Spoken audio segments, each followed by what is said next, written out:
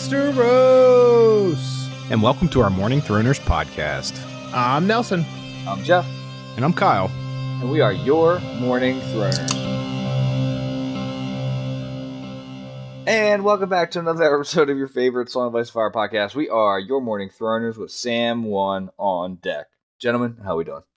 Great. I'm doing good, but I just thought of something that we don't announce what book we're reading at the beginning of these ever. Sam 1 of what? It is in the title. It's in the title. Yeah, it's in the thumbnail. It's in the bottom left corner. Okay. Well, at least on YouTube. They should all figure it out. It might be less clear on. I think it's in the title. Yeah, it's in the title on Spotify. Yeah. Yep. Yeah. I don't know why that thought came to me right there, but. Speaking of, if you're listening on Spotify or iTunes, give us a rating. 5 stars, obviously, best rating, or 4 if we're that bad. But comment on YouTube. Let us know what you're thinking. Do it all. Yeah, we never said it at the beginning. We said it at the end. Let's get it in there now. So, yeah. Kyle, thoughts? Well, I think Spotify does it backwards, right? So if you're really bad, you want to put a 5. So everybody should put the 5 for everything. Give us the best. Yeah. If you don't like it, you do like it. All 5. Yeah. It was all right. It was kind of bad news for Sam. It felt like so. It kind of was like a bummer of a chapter, I guess. Were you surprised? I feel like, again, like on a reread, this is kind of not as interesting of a chapter because I feel like a lot of the... Surprised that he's going all the way to Old Town, yes, for sure. Yeah. A lot of travel. Hey, you're gone. Get out of here. Yeah, especially after, we kind of talked about it the past few weeks now with the the prologue was Old Town, and then the other lady was talking about burning Old Town, and then, Old Town was, this focal point, and for somebody to be completely in the north to go that far south, right, out of nowhere too. I think that's probably part of why the prologue was there because it makes this mean a little more. It's like we at least now know a little bit about where he's going. A little bit, yeah. Exactly. Yeah, I mean it's good and bad, right? Sam's got to defy his dad. He's got some internal conflict with this, but it definitely doesn't seem like he's super pumped about it. And like I said, that kind of gave me that feeling reading as well. I guess what I'm trying to say here is I'm hoping that I'm not getting 3 weeks ago I was super pumped about this book, right? I hope that that's not wearing off because last week was kind of this one was kind of I'm kind of the same way, but like I said, I'm attributing it to Sam. Which one were you really fired up about after the Sand Snakes one? Yeah, I think it was the Sand Snakes one. I was the most fired up. I think it's interesting because in general you seem to have liked the new stuff more. Prologue, Aeron, and Sand Snake stuff. I mean, Cersei's was all repeat. We just got to meet. We knew Cersei's it. We just saw it from Cersei's. Yeah, exactly. Yeah, I mean, maybe that's part of it. I feel like there's new stuff here. I think the one thing that is if Sam has some things that he wants to get done here at the Wall, which he kind of feels like he's leaving unfinished, which I think is half of what he's I don't want to go because I got to read books here. But who knows? Yeah, I mean, he's definitely gonna read some books in Old Town. I think it's mostly his father's impact on him. Yeah, and leaving his friend traumatized him. How does Dad even know? They're not sending a raven. Well, that's a good question. Hey, we're sending Sam to the Citadel, by the way. You don't carry any guilt? I don't know quite what that means, but Sam guilt. You don't carry any guilt that of things you're worried about your parents finding out. He doesn't and they don't know, and there's realistically really no way for them to find. You know what I'm saying? That's kind of what probably. Yeah. Well, and he was traumatized. His dad literally tortured him. Oh yeah, for sure. Beat the shit out of him, chained him up. Yeah, it's not like him and his dad are best buds. The dad was gonna kill him. Send him to the wall. It was either go to the wall or I'm gonna kill you. Yeah. So at that point he'd be all right, fuck you, bro. But true, but. He can't get over it. 2 things, though. One thing is it's kind of funny that his dad did send him to Maester School, kind of inadvertently here, right? He sent him to the Wall, which then sent him to Maester School. Exactly. And the second thing was, that was another point I wanted to make kind of just about some of these chapters in general, is just I'm finally kind of getting to the part where, you guys obviously knew about Dorne, and I'm kind of trying to figure out how we get down there and stuff, and who's down there and what's going on, and then to kind of see that stuff unravel, it kind of finally shines a light on some of this stuff to me.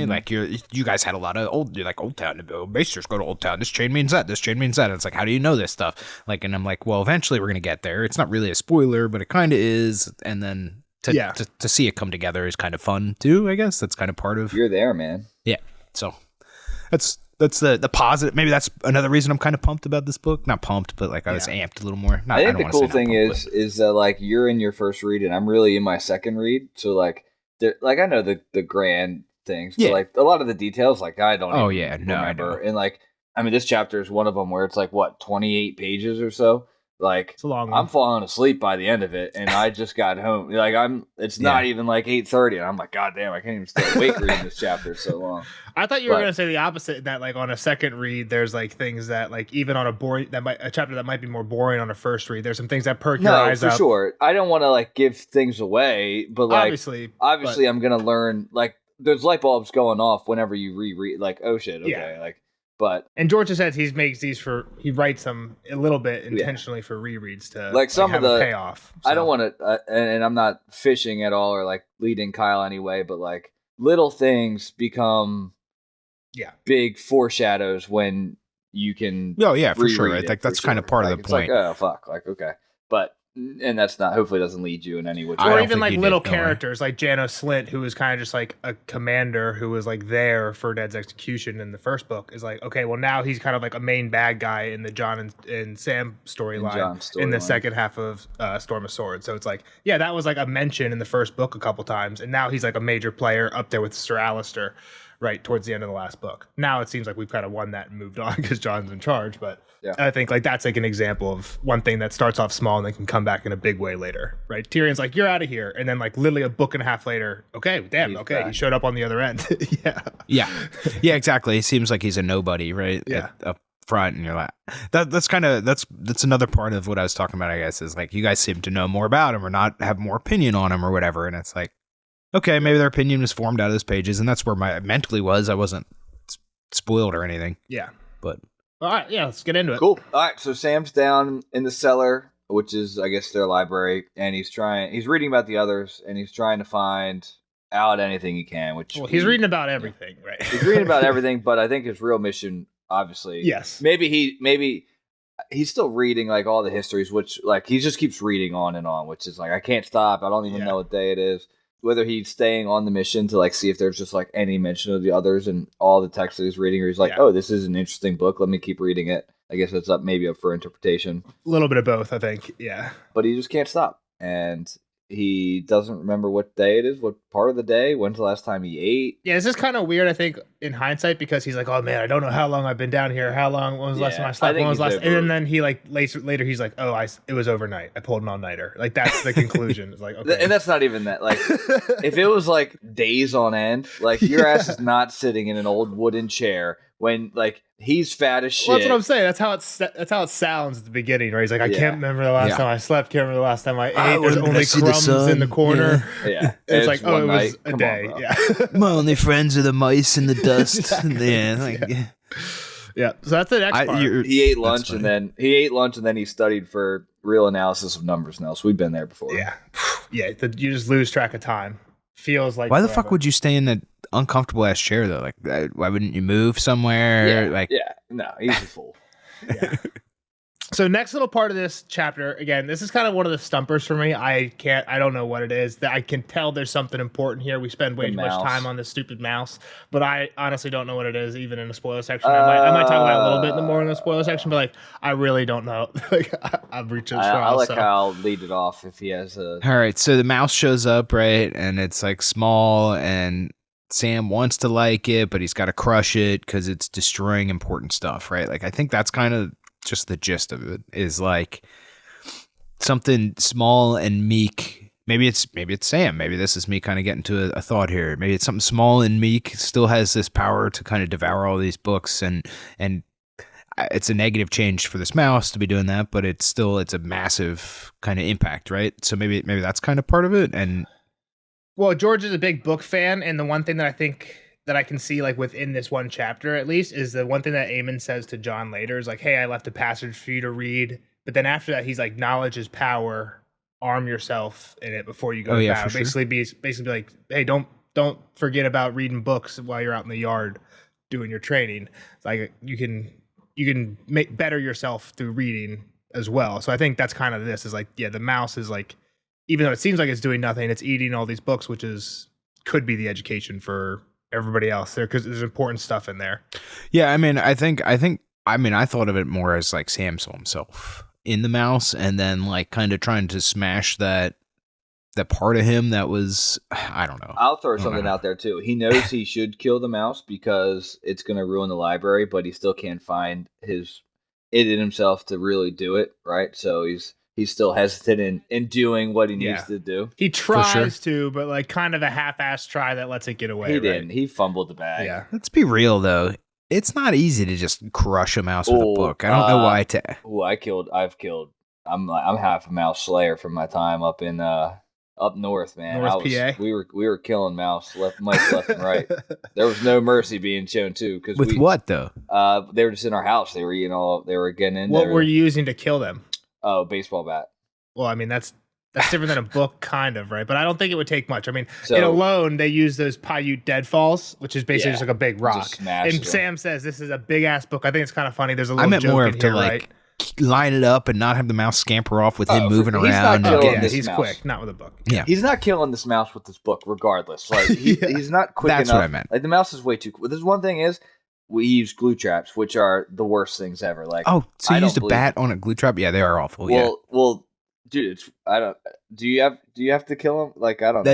Yeah. More humane once they're glued, I think, to end them, unfortunately. So I think you did the right thing, but I thought you were just like whacking mice around your house with a bat. You would never catch them, nor would you ever hit them, I don't think. Like, okay, that was my point. But then you told this story about like hitting mice with baseball bats. I thought you were like on the run. So hey, Jeff played baseball. He's a big baseball kid. That's his sport. I could swing a bat in my day. But so we get these traps and we use Cheez-It as bait. Cheez-Its as bait because we're like, go on, cheese. It's cheese. It says it right there in the name. Genuine cheese, right? It worked. And bam, a minute later, and you can hear them, and then they're fucking struggling. It's like, God damn, this is rough. Yeah. I'll admit, I was not the first one to take the baseball bat. It wasn't my bat, but my roommate did it. I was like, damn, like that's rough. And then, what do you have to do? Like, peel it off or shit? Like, it's just. I think you throw it out. I think you throw the trap out at that point. If you're gonna kill them, get the snapper, right? One of our buddies from college said that he had those glue traps to catch some mice or something, and he came home from the bar drunk one time and stepped on them. So, and he was living in the city, so he just threw them outside. And the next morning, he woke up and there was a bunch of pigeons, like 5 pigeons that were stuck on these glue traps, and he had to go out and kill them all.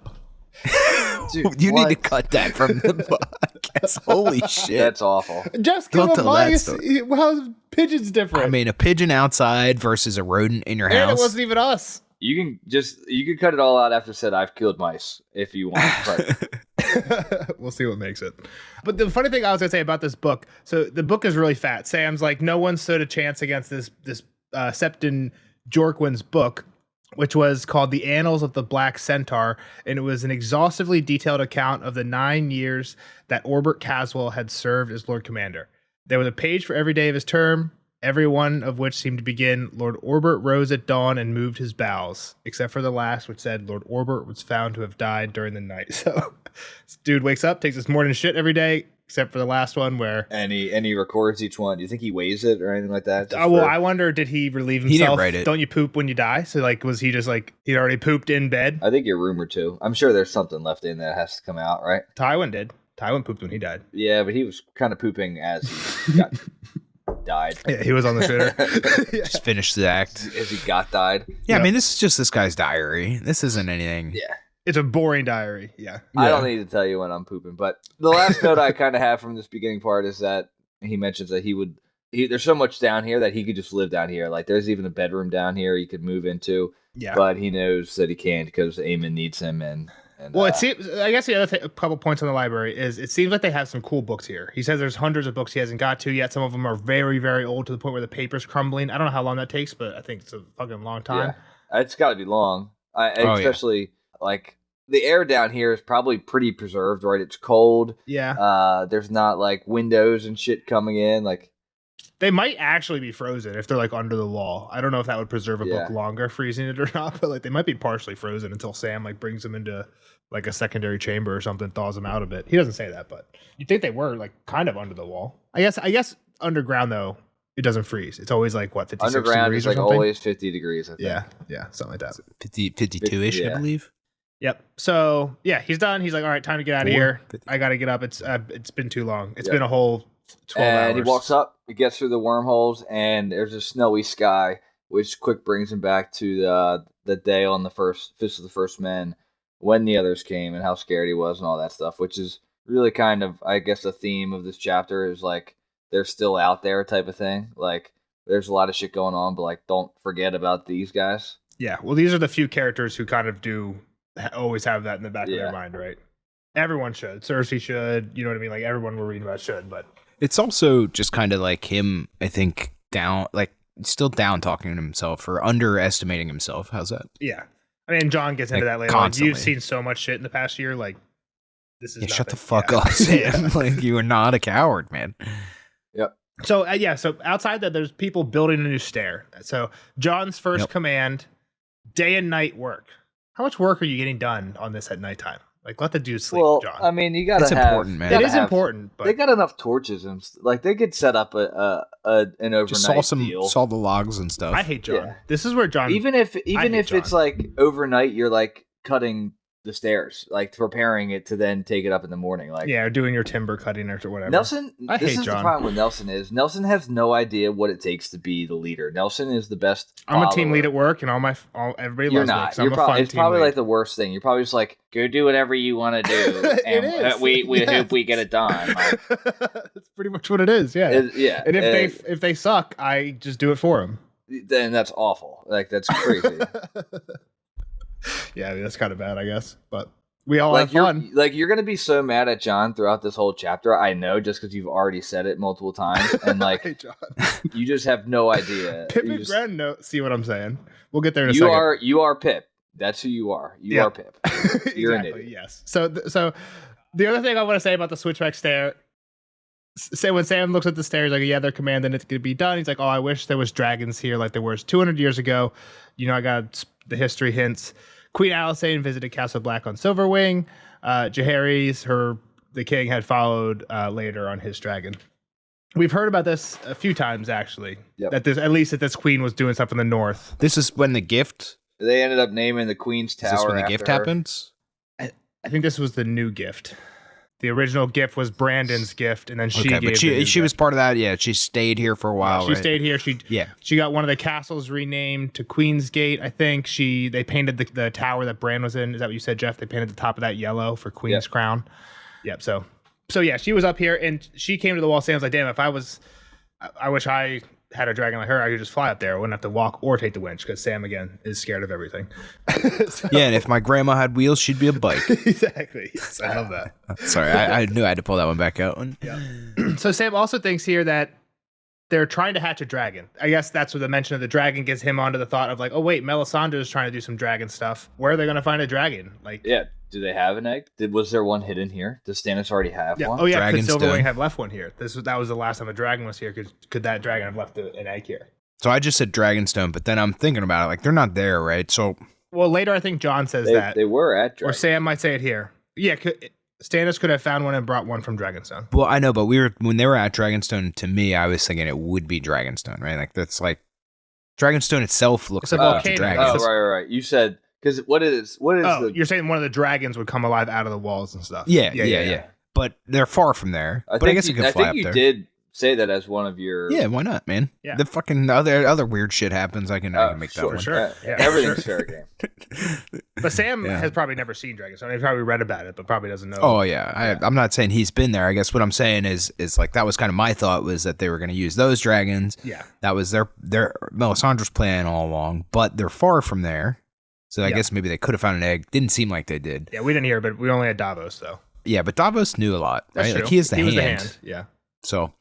And Stannis, that we hear, is trying to find some Edric replacements, it sounds like. So, but I guess we'll get to that in a little bit. Because Sam does think that there was a king, Baelor the Blessed, who prayed over his eggs, and other Targaryens had tried to hatch theirs with sorcery. All they got for it was farce and tragedy. Yeah. So, then friends come up. Yeah, so Ed comes up, and he's like, hey, Lord Commander Snow wants to meet with you, and it's like, oh, me? And he's like, yeah, just after he's done meeting with Gilly. Well, he says, Lord Commander told me to find you, and Sam's like, oh wait, he wants to see me, and Ed's like, I don't know if he wants to see you. He's like, I never wanted to see half the things that I actually saw, and I never did see half the things that I wanted to see. I don't think wanting has anything to do with it, but still, Sam, you better. There's never gonna be an Ed. There's never an Ed line that we're not reading for sure. Yeah, you're reading. I didn't even read that one. I just at least got the joke out there. You paraphrased. How did you take that one, Nelson? What did you take that one to mean? How did you interpret that one? I feel like there's two ways. I mean, it's normally Ed being funny, but it's basically being like, it doesn't matter what you want. It's just like, you got to do what you got to do sometimes. I thought it was more of like, I don't know that he wants to see you. He wants to hear you talk more than actually look at you. Like an ugly joke. Like, that was I could see that being. You can see that too. Yeah. Because he's like, he wants to meet with you. He's like, oh, he wants to see me. He's like, no, I don't know that he gives a shit if he can see you. He just wants to meet you. That was anyway. Yeah. And he's also, are the other guys here at this point too? Well, Ed says you're up next after Gilly, basically, and then they show after up. Gilly. But are Gren and Pip here? Or is that they come around the corner right after he says after Gilly. And he's like, yo, Sam the Slayer, we missed you at archery practice, which is John's second order of business was everybody needs to learn how to use a bow. Yep. He's like, man, we got stuck on them roofs for way too long. You guys suck. We need to figure this shit out. I mean, the first one makes sense too. This one also just makes a ton of sense, right? Like, I think Sam even says like that we can't fight. We're spending way too much time with the sword that we don't. We're on a 700-foot wall. Like, what's John? Yeah. What did John do with Longclaw during the battle against Mance? That's exactly what I'm saying. Yeah, he's like, we got stuck on these fucking roofs for like a week and a half or whatever it was. Like, nor are any of them really knights, right? None of them have really trained. Yeah, exactly. Like, the stewards and whatnot, the guy who's like cleaning the poop pots, like needs to be able to fight with something and shoot a bow at least. Yeah, you can blindly kind of shoot a bow. Yep. But all right, so they're making fun of him, and they're also like, yeah, Val missed you too, which she's been watching up from the window. Yep. And Pip says that like a whole roast ox went uneaten at the meal that Sam missed. Like they're just what a dick poking at each other. Sam's just not going. I mean, Sam's not going hungry at the wall. Yeah, he's doing fine. Locker room talk. This poor guy just came out of the cave, and they're like, "Yeah, you fat ass. We noticed you weren't a dinner." I feel like George was even like joking about it. He's like, Sam's like, "When was the last time I ate? I haven't ate since dinner yesterday," which was again half a day ago. I'm famished. Yeah, and he's like, "Well, except for that plate of bread and cheese," which then he looks at and there's crumbs of. So it's like, I haven't ate since like an hour. Like there's the remnants of my snack that I just ate. So I feel like George was even kind of poking fun at it with that. But yep. Then they're making fun of Gren, saying Sam starts saying about the mice. I was down there with the mice, and he's like, Gren's scared of mice. And Gren says, I'd eat more mice than you. And Dolores says, when I was a lad, we only ate mice on special feast days. I was the youngest, so I always got the tail. There was no meat on the tail. What the fuck is up with this dude? Ed. How do you picture Ed? Like I literally just picture him like Eeyore. Like a donkey. I just picture the character. You got to get Ed drawn now. Ed is just a really plain looking guy in the show. Oh, he's in the show. Nice. I think that guy looks like an Ed. That guy in the show doesn't ever say anything like this though. He never has an Ed. They cut all the Ed quotes. Yeah. Probably because it would make it would probably like break the immersion a little bit because they're so like absurd. Yeah, they are a little out there. Yeah, cynical. Yeah, it works in text. Yep. So he had to go see John. The guys are upset that John. This is Nelson's whole thing is that John doesn't hang out with them anymore. And yep. Never has time for him. Never has time for a thing of ale with them. Let's read this quote. I don't have time for archery today. I need to go see John. John. Do we know anyone named John, Gran? He means the Lord Commander. Oh, the great Lord Jon Snow, to be sure. Why do you want to see him? He can't even wiggle his ears. Pip wiggled his to show that he could. They were large ears and red from the cold. He's Lord Snow for true now. Too bloody highborn for the likes of us. John has duties, Sam said in his defense. The wall is his, and all that goes with it. A man has his duties to his friends as well. If not for us, Janos Slint might be our Lord Commander. Lord Janos would have sent Snow ranging naked on a mule. Scamper on up to Craster's Keep, he would have said, and fetch me back the old bear's cloak and boots. We've saved him from that, but now he has too many duties to drink a cup of mulled wine by the fire. Gren agreed. His duties don't keep him from the yard. More days than not, he's out there fighting someone. Yep, that's where I have it. I mean, it's just this is Nelson's biggest complaint about John. Yeah, I feel like there's a middle ground. Dude's here. got a fucking job now, Nelson. He went from nobody to being in charge. He's 14 years, and he's 14. Like the weight of this. So I think this is he actually knows. Hold on, no. I'm talking. You listen.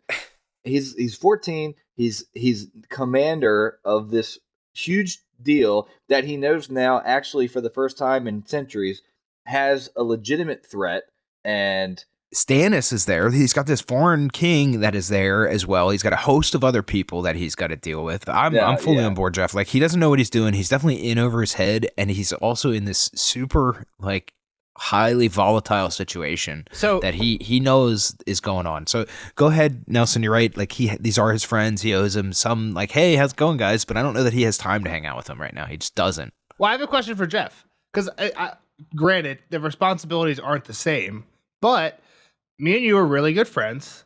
We were playing on the same football team together. You were a year ahead of me. You graduated and came back and coached for our team. Okay. There was this power dynamic there that was still there, and you definitely were the coach and I was the player, but we had a little fun. And it's not like all the other players didn't respect you. For sure. But what didn't I do? Did I come into your dorm room and have beer with you? No. Okay, shut up. You just proved. I mean, I was still in like the group chat with you guys and things like that. Like, obviously, you got in trouble for like treating me like a friend in front of our coach and like that. And again, I think that's a good lesson, which is kind of what reminded me of this. Is one time when we had an inter squad scrimmage, Jeff was like coaching and I was like making some jokes to him, like making some jokes about like. Just about like, oh, this coaching's really bad, or like, man, the guy who wore that number last year was so much worse than the guy who's wearing this number, like Jeff's number this year or whatever.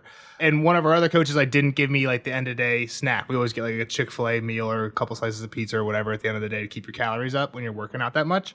And he didn't give it to me. And he's like, I know Jeff was laughing and I was laughing and everybody was having a good time, but like, there's other players on this team that need to respect Jeff as a coach. So you can't be doing that stuff, like especially in front of like the other players. So like I 100% understand that. I think there's a good lesson, but I think there's some wiggle room, and John is not playing that wiggle room at all. He doesn't give a fuck at all. Nelson, pause.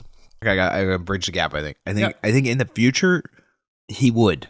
I think he doesn't have time for that shit right now, right? Like this is like finals time. He's prepping for the playoffs or some shit. Yeah, put it in whatever fucking prospect or mental space you want to put it. If it was summertime and there's no threat and anything like that, like think about like being in the off season, like it's big difference. Yeah. It's a big different vibe than if it's the championship. Coach just got fired the week before.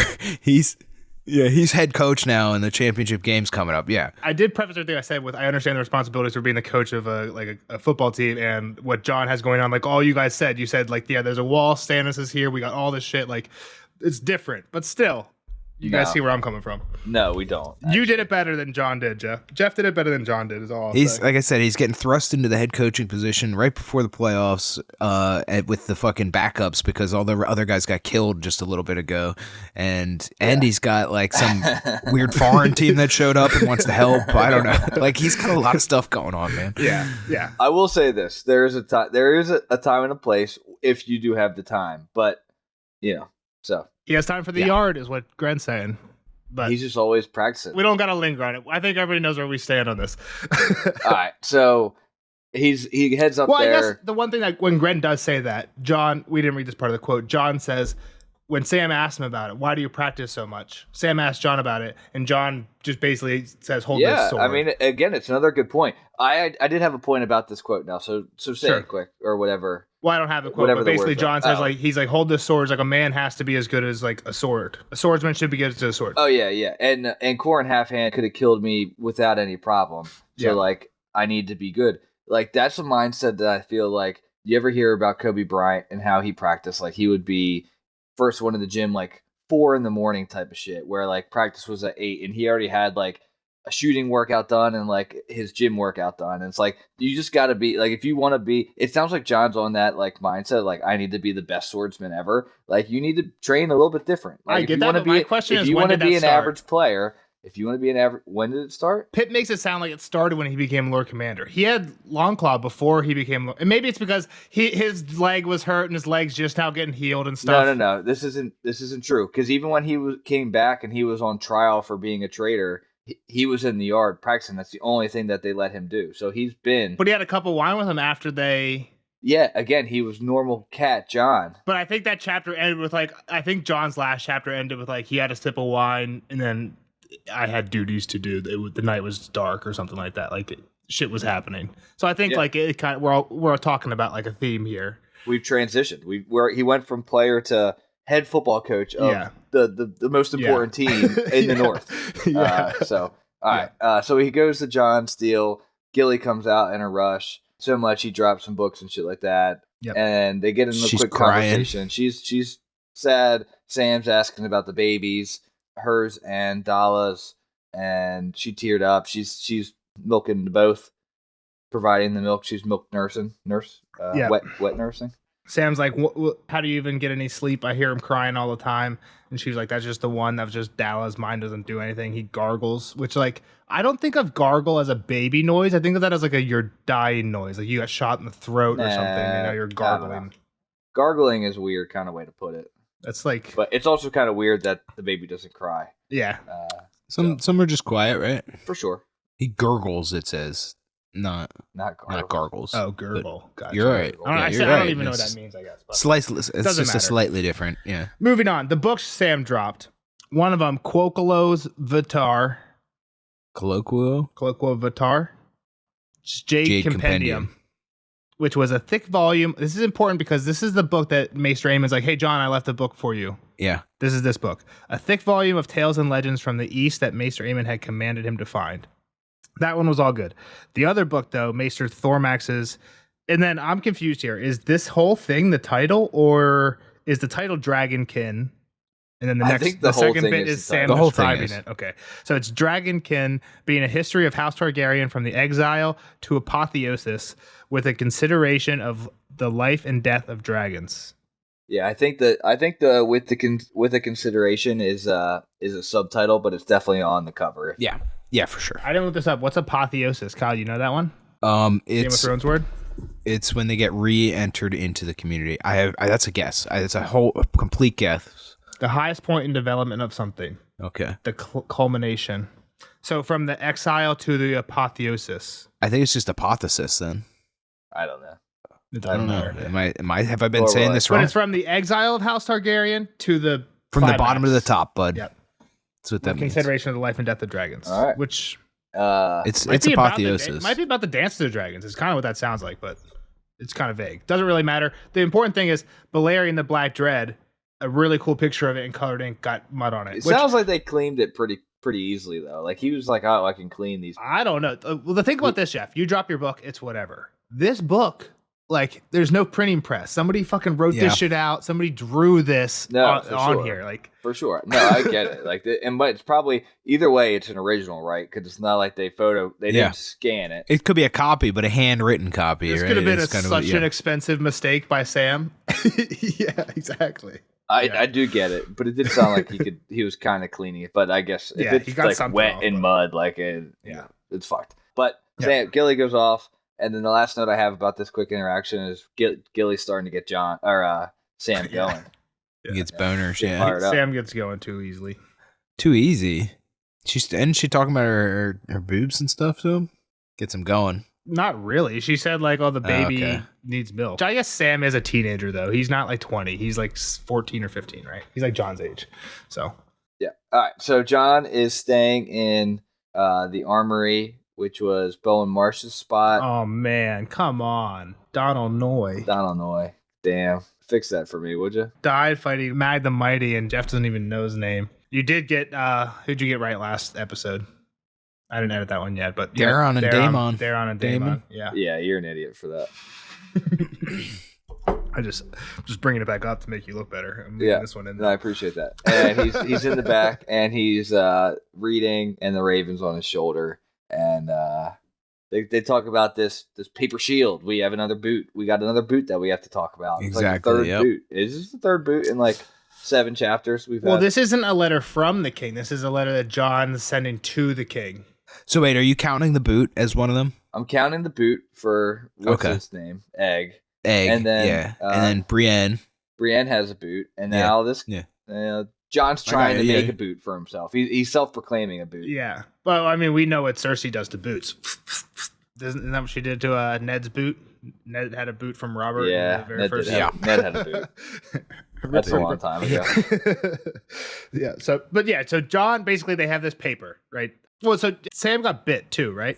Does that even matter? He got corn for the raven. He got bit by the raven. It doesn't. He's bleeding. The whole point of this was that he's bleeding a little, and he's like, "Oh, I'm woozy from blood," and then we all bleed for the watch. Later, he's gonna get sent to where he has to do cadaver, dissect people. Yeah, exactly. So that's the whole point of that. I think. I don't think there's really much more there myself. So maybe you can talk about that in the spoiler section. The other thing when I think wrong, is cool is Mormont's Raven is just like on John now. Like he was definitely kind of on John's side during the election at the end of the last book, but like now he's just like, okay, popped out, right? Like, is he even Mormont's Raven anymore? Do I change his name in the notes to John's Raven, or just like Lord Commander's Raven? Yeah, it's like, yep. Pretty much, he's writing this thing like, I know Stannis is here, but he's just fucking helping. Aemon wrote it. What? Aemon did write the note. Okay, yeah, sorry. But yeah. I just meant he's like proofreading this letter. That's what the point of this letter is. Like, look, I promise Cersei essentially. Like, I'm not taking a side here. Dude's just here helping us. Like, we're sworn to nobody. We're trying to stay out of everything. He's just here.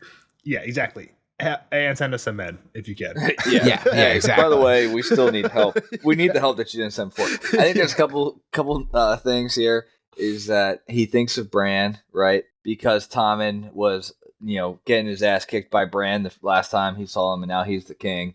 And then I think it's also an interesting point that Sam brings up that if Tywin knows that Stannis is the one helping the wall, like maybe he's more likely to then send aid. Well, hang on. Let's back up a sec. On the Bran topic, he's like, I can't believe this. My brother's dead. Bran's dead. And Tommen, the boy whose ass this is little bitch, is now on the throne. Yeah. And Sam's like, well, your brother's not dead. I helped him go through the wall. And now he's with him. He didn't say it, but yeah. We knew that. He said Sam's that all thinking, last chapter. but Sam's like, I can't say it. I have to keep this secret. So he changed the subject. He was smart. Yeah. I'm just pointing out that I think it's important that Sam does know this and he's keeping it secret from John. Yeah, all right. But as they continue to talk, like, oh, Tywin's not going to actually send us help because he thinks we're aiding the enemy. And he's like, well, we're not aiding him, but we are kind of aiding him. Like, I can kind of see that. But if word would get out that Stannis isn't the one helping us, that wouldn't be good for the Lannisters. Yeah, he's helping and Tywin isn't. But, and again, we need to kind of, I guess, say this. So we did talk about it, but Tywin's dead. Tywin is dead. Well, I think this is interesting. It places this chapter kind of in relation to what's going on in the South. This chapter is happening after Joffrey's death, but before Tywin's death. You have to assume news from King's Landing is going to get to the wall about the same time. So even if it takes a week for the news of death to get to the wall, Joffrey and Tywin's death probably both takes the equal amount of time. So they know about one, not the other. So that places it. That's for Jeff. That's a little tidbit for Jeff timeline. Jeff hates timeline. But yeah, he's like, so all we've given, I think this is interesting too. I don't know if we snuck it in, if we knew this for sure. He's like, all we've given Stannis is food, shelter, the night fort, and some land in the gift. That's it. Did we know that was confirmed, that he was giving away one of the castles and land in a gift? I think it was talked about and assumed, but I don't think it was confirmed. I think Stannis was basically like, you need to find a Lord Commander so that somebody can make this decision if we're going to do this deal or not. That's true. So this is like John did the deal. But also, if you're John, wouldn't you be kind of like, all right, like, thank you, like, now. No choice. You kind of get the fuck out of here. Like, you don't have a choice, and like, also like, all right, cool, like, leave. Yeah, go fuck off over to the night fort. But also, I mean, I think, like, from a Lannister point of view, it's hard to be like, oh, we didn't, like, if John's like, we didn't help Stannis, it's like, he's literally in that castle on the wall. It's attached to your wall. He's in there. That's his seat right now. To be fair, that's a problem if you're a Lannister. All I was going to say is John's in a really bad spot no matter what, right? Like, in that sense. For sure. Him and the Lannisters are also at odds no matter what. Doesn't matter. And then, I mean, he even says, like, I want to make him die, like, at some point here. I want to see him dead, but, like, I need to do this. But anyway, the other thing is, like, he's like, yeah, sure, he's here, but, like, what was I going to do to evict him? How was I going to kick him out of that empty fort that's up the way here? Like, where was I going to have that ability? So I think he's trying to play both sides for sure. We talked about this last time. Stannis has more men than John. Like, John literally would lose the fight if they fought now. Yeah, exactly. It's just like, I just let him have an empty place. Yeah. So now it's his. Like, I was sure it's my wall, but, like, look at this thing. I couldn't go over there. And how about this? The Lannisters left them on Reed for years, it seems. The Night's Watch? They left the Night's Watch on Reed. Like, oh yeah, we read your text. Sorry, we're not going to respond. On red, right? I guess you get left on red. Whatever. He's like, the only thing that the Lannister ever sent us was Janos. So that's even worse than getting left on red. And Stannis saved us from the wildling attack. Exactly. So I don't know. You weigh it out in your mind. Yeah. So Stannis needs help. He's like, if Stannis is gonna win this thing, and John is definitely taking sides here. Let me prediction branch off here because I think that's a decent spot too. I don't know that Cersei cares. Still don't know that Cersei cares about the wall. Tyrion's the only one that does. That's interesting. So John is sending this letter. He decided jumping ahead a little bit. He does decide to send it, and what is Cersei gonna think when she gets it? I don't think she's gonna care. She's got other shit that she's worried about down there. Yep. Yeah, pretty much. That's my opinion. Yeah. So Stannis has sent out letters. Basically, they're on this thing. Is if Stannis is gonna win this thing, he needs allies in the north. Basically, Sam's he can't win. The Lannisters have all of my family's friends. He has the Highgardens, so I think it's again Sam having a little bit of bias. These two are kids, and kind of along the lines of why did Maester Aemon write this letter? I think it's kind of the Tommen thing, where okay, let's have the grown-ups write the letters and the kids stamp it with their signature. John isn't quite as much of a kid, so he's having a say and he's thinking about it, but still, they're just there to write the signature on it. This is the Maester thinking about it. Does John write well? I don't. He's high. He was raised high. He's highborn, yeah. So you assume. I mean, I know he's highborn, but I don't know that I've seen him write anything. Yeah, I think there's just a respect level too when you write. It comes from Aemon, that too. They have enough to know that it is Aemon's hand, and they can be all right. Well, and Tywin knows who Aemon is, right? Yeah, I would assume Tywin. Yes, Stannis does. So Tywin probably. Yeah. I mean, Aemon is how old? He's been. Maybe they don't know. He's been around a while, but he's not off doing nothing. So he hasn't really been. It sounds like he's traveled still enough in his time. Tywin probably knows. Tywin's a educated. He's one of the big ones. Tywin knew. R.I.P. R.I.P. to the guy. Not P, but yeah. So Sam's talking about how good the Lannisters are. They got the Highgarden and they beat Stannis in this other battle. John's Robb won all his battles, still lost the war. It doesn't matter. Yeah. And Sam realizes John's trying to convince himself that Stannis can win this thing. Well, and he's got another plan. He's going to raise the North up as part of him. Yeah. And out of all, I mean, he hasn't had good luck at it, but someone did answer the call. The old Karstark name. What do we think about the Karstarks? These are the ones that were pissed because of the kid getting killed, right? Something like that. It's been a little bit, but Are they the ones at Harrenhal? Not Harrenhal. 2 sons died, and then in vengeance they killed 2 sons that were prisoners. One Frey and a Lannister. Yeah, and these were the ones that were we're out of here, fuck all y'all, right? Yeah. They're the one ones that Frey were and one Lannister, then Robb killed Lord Karstark because of that. And then everybody, all the men fucked off. Yes. And they had a bounty out for Jaime. So they were also whoever kills it can marry, whoever kills Jaime can marry my daughter, right? And become the heir to Karstark. Yeah, exactly. But I guess what I'm saying is these dudes have been thirsty for an alliance. Essentially, they kind of said fuck everybody. They went on their own. Yeah, so they're I guess from our point of view as Stark fans, Starks are the good guys. They're kind of bad guys because they abandon us, but they're not as bad guys as the Boltons or the Fraser bad guys. They never really did anything against the Starks. But it's still kind of weird that they're the only ones that are siding with Stannis. But yeah, I guess to your point, they need someone to join up with. They didn't like I said, like you said, they didn't actively attack the Starks, but at the same time they weren't being friendly. So have we heard or they were just kind of whatever, you guys are on your own. I guess it would make sense for them to join up with the Boltons. I just don't know. I don't think we've heard of that happening yet. I don't think it would though, because that's pure traitorism. Not traitorism, but that's a full change where this is all right, you want to do this shit, you're on your own, kind of thing, we're going home. Because Karstarks might not have been at the Red Wedding, but all the other North, it wasn't just Starks, it was all the other North exactly houses. So they got the Karstarks, but Sam's the Lannisters have their own. We kind of said this. They got House Bolton on their side. So he's even if he's Stannis has Karstarks, if they get White Harbor, Sam's an if is an if, and it might not happen. A paper shield's better than nothing. John's all right, fine. Mark it signs up. the paper. Send that shit. Yep. And then he asked about Gilly. So he's yo, my girl all right? What's she coming here for? She looked a little upset leaving here. Yeah. And John's yo, she came to ask for Mance. On behalf of Val. For Val. Val's yo, can you save my guy? And this is weird because John says, I told her that I would go talk to Stannis about it, but I don't think that my words are going to do anything. But then later, John's I want to kill him myself. So it's does he really want to talk to Stannis and be I don't know if he says wants to kill him, but he has the right to, or he has the duty to. Yeah. And he does, we know this already, Stannis is a just man, not what is the other word that they use other than just? Not a, you know what I'm saying? John I know what you're trying to say, but I don't know what word you're looking for. Well, it's the one after. No one ever said he was forgiving. Forgiving. There you go. Yeah, so he ain't letting his ass go. Yep. And they're gonna burn his ass too because they think he might have some king's blood type shit. And yep, king's blood to wake a dragon. Yeah, like anything they can get. This baby could be fucked, right? Like that technically has king's blood. Aemon has king's blood because he's related to So like, there's like that's why all this stuff is popping off. There's some blood rolling around the wall right now. The other thing I'll say is we've been at the wall a bunch of chapters with Stannis and Melisandre and Jon and Sam, and we haven't seen or heard anything of Davos.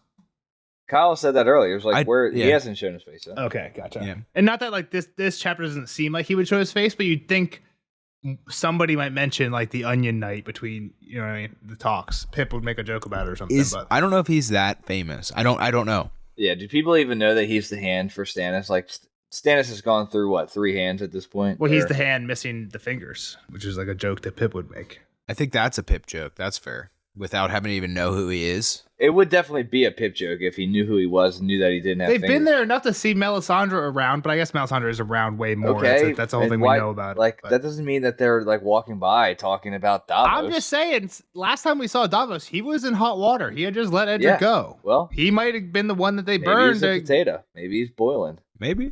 Okay. All right. So Jon's like, look, he ain't a king. He's no more royal than I am. Like, they're not getting shit out of burning his ass.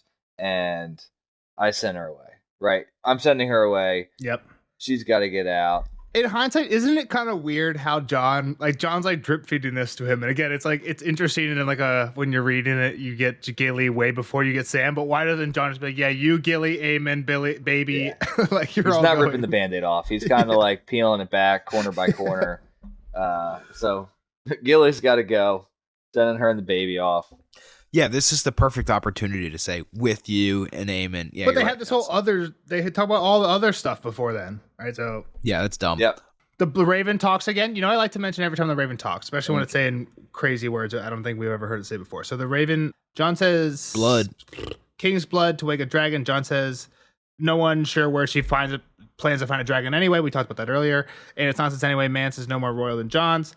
He's a brigand and nothing more. Jon says, brigand. There's no power in brigand's blood. The Raven looked up from the floor. Blood! It screamed. So, no power in brigand's blood. What Jon says. Yep. Which is, interesting point. Mance was a nobody. He rose to. So, like, is the whole like power in king's blood like a genetics thing, like from like a royal line? I think it's honestly an interesting. No, question. It's a valid question. That's why I'm laughing about it. Because I think it goes along with like the Varys thing. I think at one point Varys says like power resides where people believe it resides, right? Like Mance isn't royal, like Jon says, but everyone, how many people, hundreds of thousands, like 100,000 wildlings thought he was king. Maybe more people thought he was king than think Joffrey's king. So is his blood more powerful than, you know what I mean? Like Edric Storm's would have been. Nobody thought he was like, well, I guess he was king's blood if people thought Robert was king. But I think that's an interesting thing for this like magic system in this world that we don't know. And I think George will never tell us, but like, is it like about really like what people believe? Kind of like an elf, right? Like when they need to get Santa's sleigh working and they have to start singing Christmas carols and just getting people hyped up about Santa to get Santa's magic to work. Like I almost wonder if that's how it works in Song of Ice and Fire sometimes. But yeah, off track. Sam, what have you learned reading all your books? I'll just say this. Sam is all on board for Gilly to leave. He's like, yeah, she needs to go somewhere warm and safe to get away from the fighting. Again, I think it's a plot thing, but it's really interesting that Sam doesn't ask where is she going here. And I think the reason it is because then Jon wouldn't be able to not tell Sam he's going with him. Yeah. It's kind of dependent on if what Sam says to it, right? Like, but Sam can't be happy that Gilly's going without knowing where she's going. Like, what if Jon's like, yeah, I'm sending her off. She's going back north. Fuck her. Like, yeah, that's true. It is. Well, I guess he's assuming like Jon's character and Jon's his friend, right? Sure. So, So what have you learned? Well, I learned about this young Osric Stark, who was actually a younger Lord Commander than you. Yep. He's like, shut up, Sam. Talk to me about the others. Like, enough of your bullshit. Give me the Cliff Notes.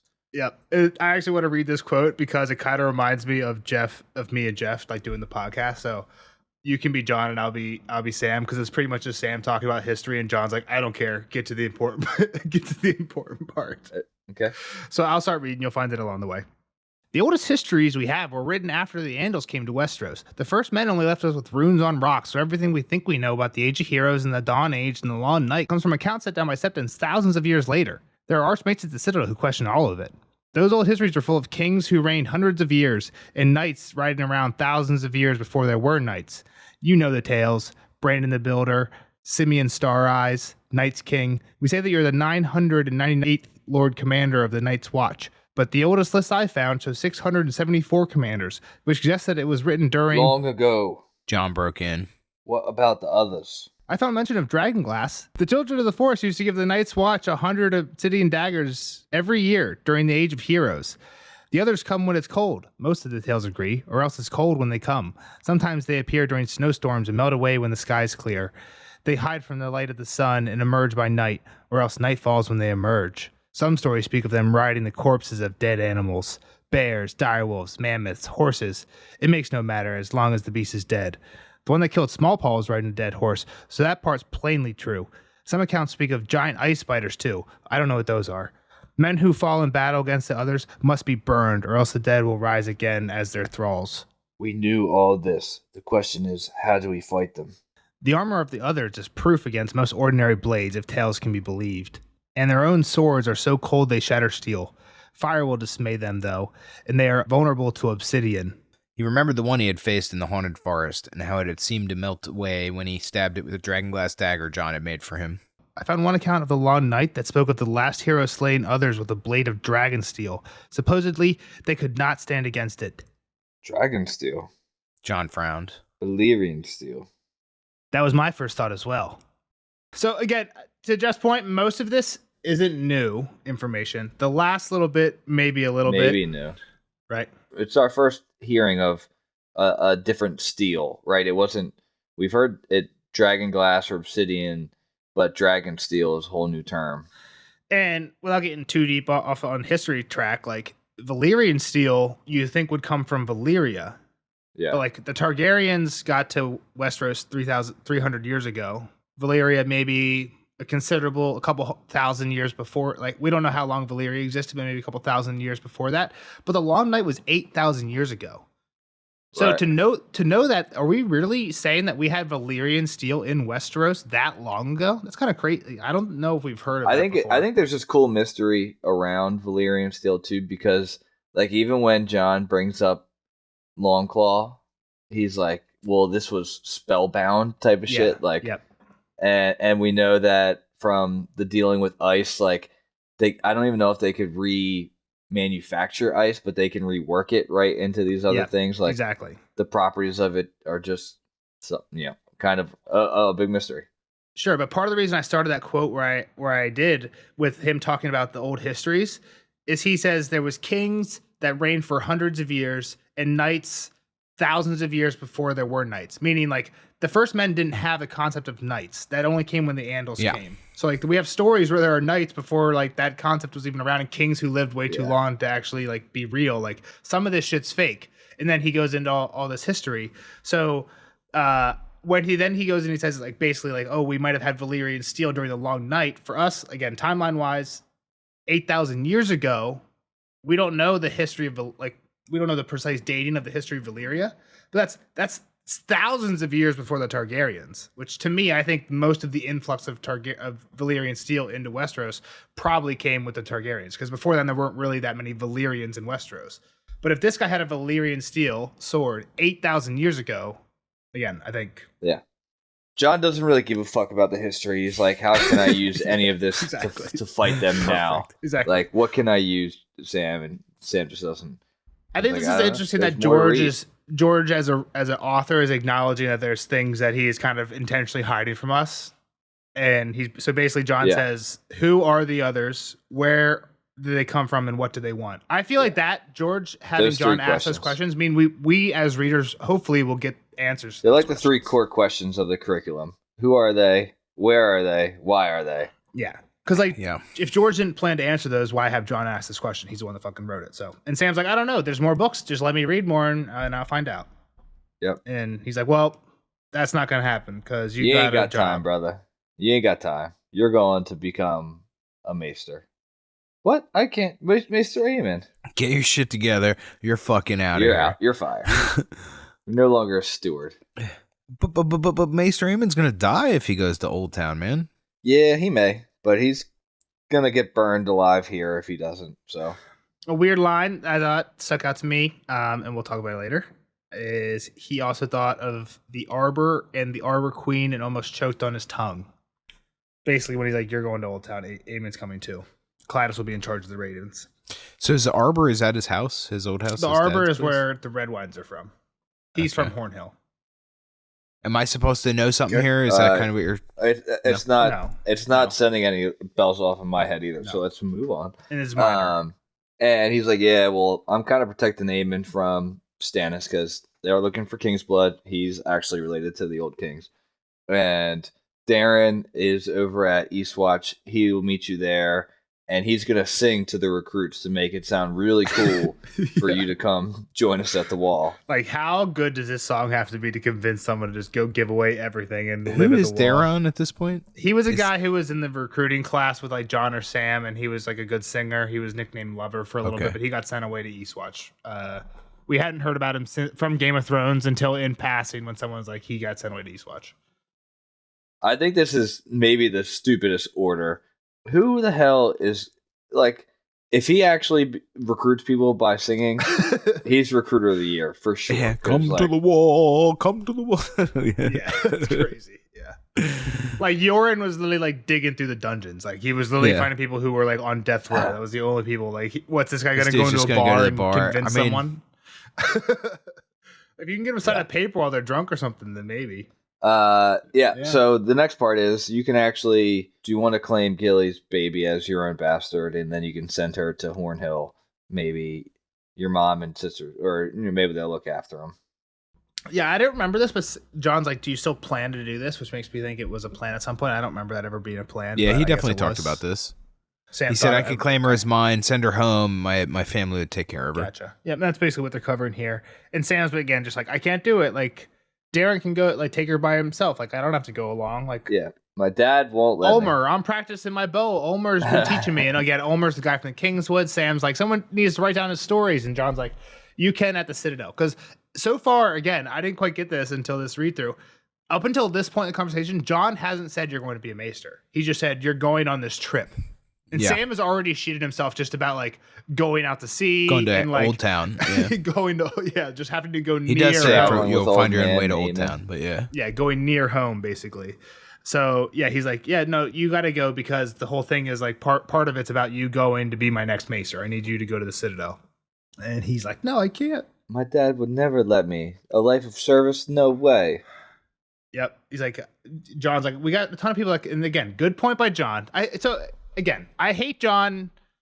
I don't know. Again, he's a good commander. I can't say he's not a good commander. I like all his calls. I like everything he's doing. But he's just not fun anymore. So, but he's like, yeah, like I need new macers, so I'm sending you because Aemon's not going to make it long. Why?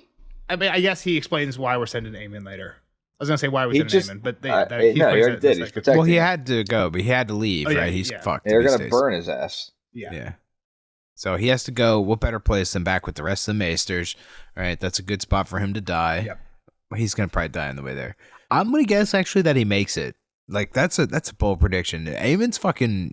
He's old as shit, man. Like why is this gonna kill him? I mean, just plot wise, doesn't it make sense to send him off on a ship to die? Well, Sam doesn't believe he's gonna get there. Sam said it a couple times. I know, but that's what I'm saying. Like, I mean, but he's made it this far. He's a tough dude. I think it's going to take more than a little. And I'll wait. He's got something to look forward to, but I'll wait till we get to that part of it. So the one thing I want to say here is when Sam does think back on what his dad used to do, he says, if it's change you want, come with me. For 3 days and 3 nights, Sam had sobbed himself to sleep, manacled hand and foot to a wall. The chains around his throat was so tight it broke the skin. And whenever he rolled the wrong way in his sleep, it would cut off his breath. I cannot wear a chain. So again, like part of this is like trauma from like actual torture. Randall's an asshole. Randall also, I think in the past we have heard, has dressed Sam up as a girl and like paraded him through the yard to like hope him to make him like not want to be like as feminine anymore. And he's also made him bathe in like ox blood to try and toughen him up, and that just made him puke. And again, at max, Sam is like 18, right? So when this was happening to him, he's like, for like 12 7 years to old. 14 max. Yeah, exactly. probably could be as low as 7 for some of this, right? Probably 100% child abuse. Yeah, It's, if that's it's what like, you're trying to say. holy Yeah. shit! Like, Yeah, he definitely like did this to 5-year-old Sam. This is like he's got the most childhood This is trauma of all. horrible. Like John Exactly. John just couldn't like be in the same room with Kat because Kat hated him. Like Sam's actually getting like abused and tortured. yeah, exactly. And John doesn't get it because, like you said, he hasn't been there. But I think that's why it's important to remember on some of the horrible shit Randall's done. Well, to and Sam. he doesn't say this out loud, right? Like John doesn't even know this happened. Yeah, exactly. Well, I think Sam has told John about a few of these things over. I don't know, but he's not like, past. my dad Yeah. fucking straight up tortured me. Yeah. Like, Well, Again, he might have told him about a few of these things in the past, but Lord Commander Snow didn't care much because he pulled out the Lord Commander card and was like, "I'm not asking you, Sam. Like, you're fucking going, and you're It's gonna an be an order. maester." yeah. I thought this would make you happy. There's lots of books. You would do good. The guy cut up bodies. I'm scared. You survived all this other shit. Fist of the First Men. You killed an other. And he's like, it was a dragon glass, not me. The dragon. And here's the last quote I have, I think. Be quiet.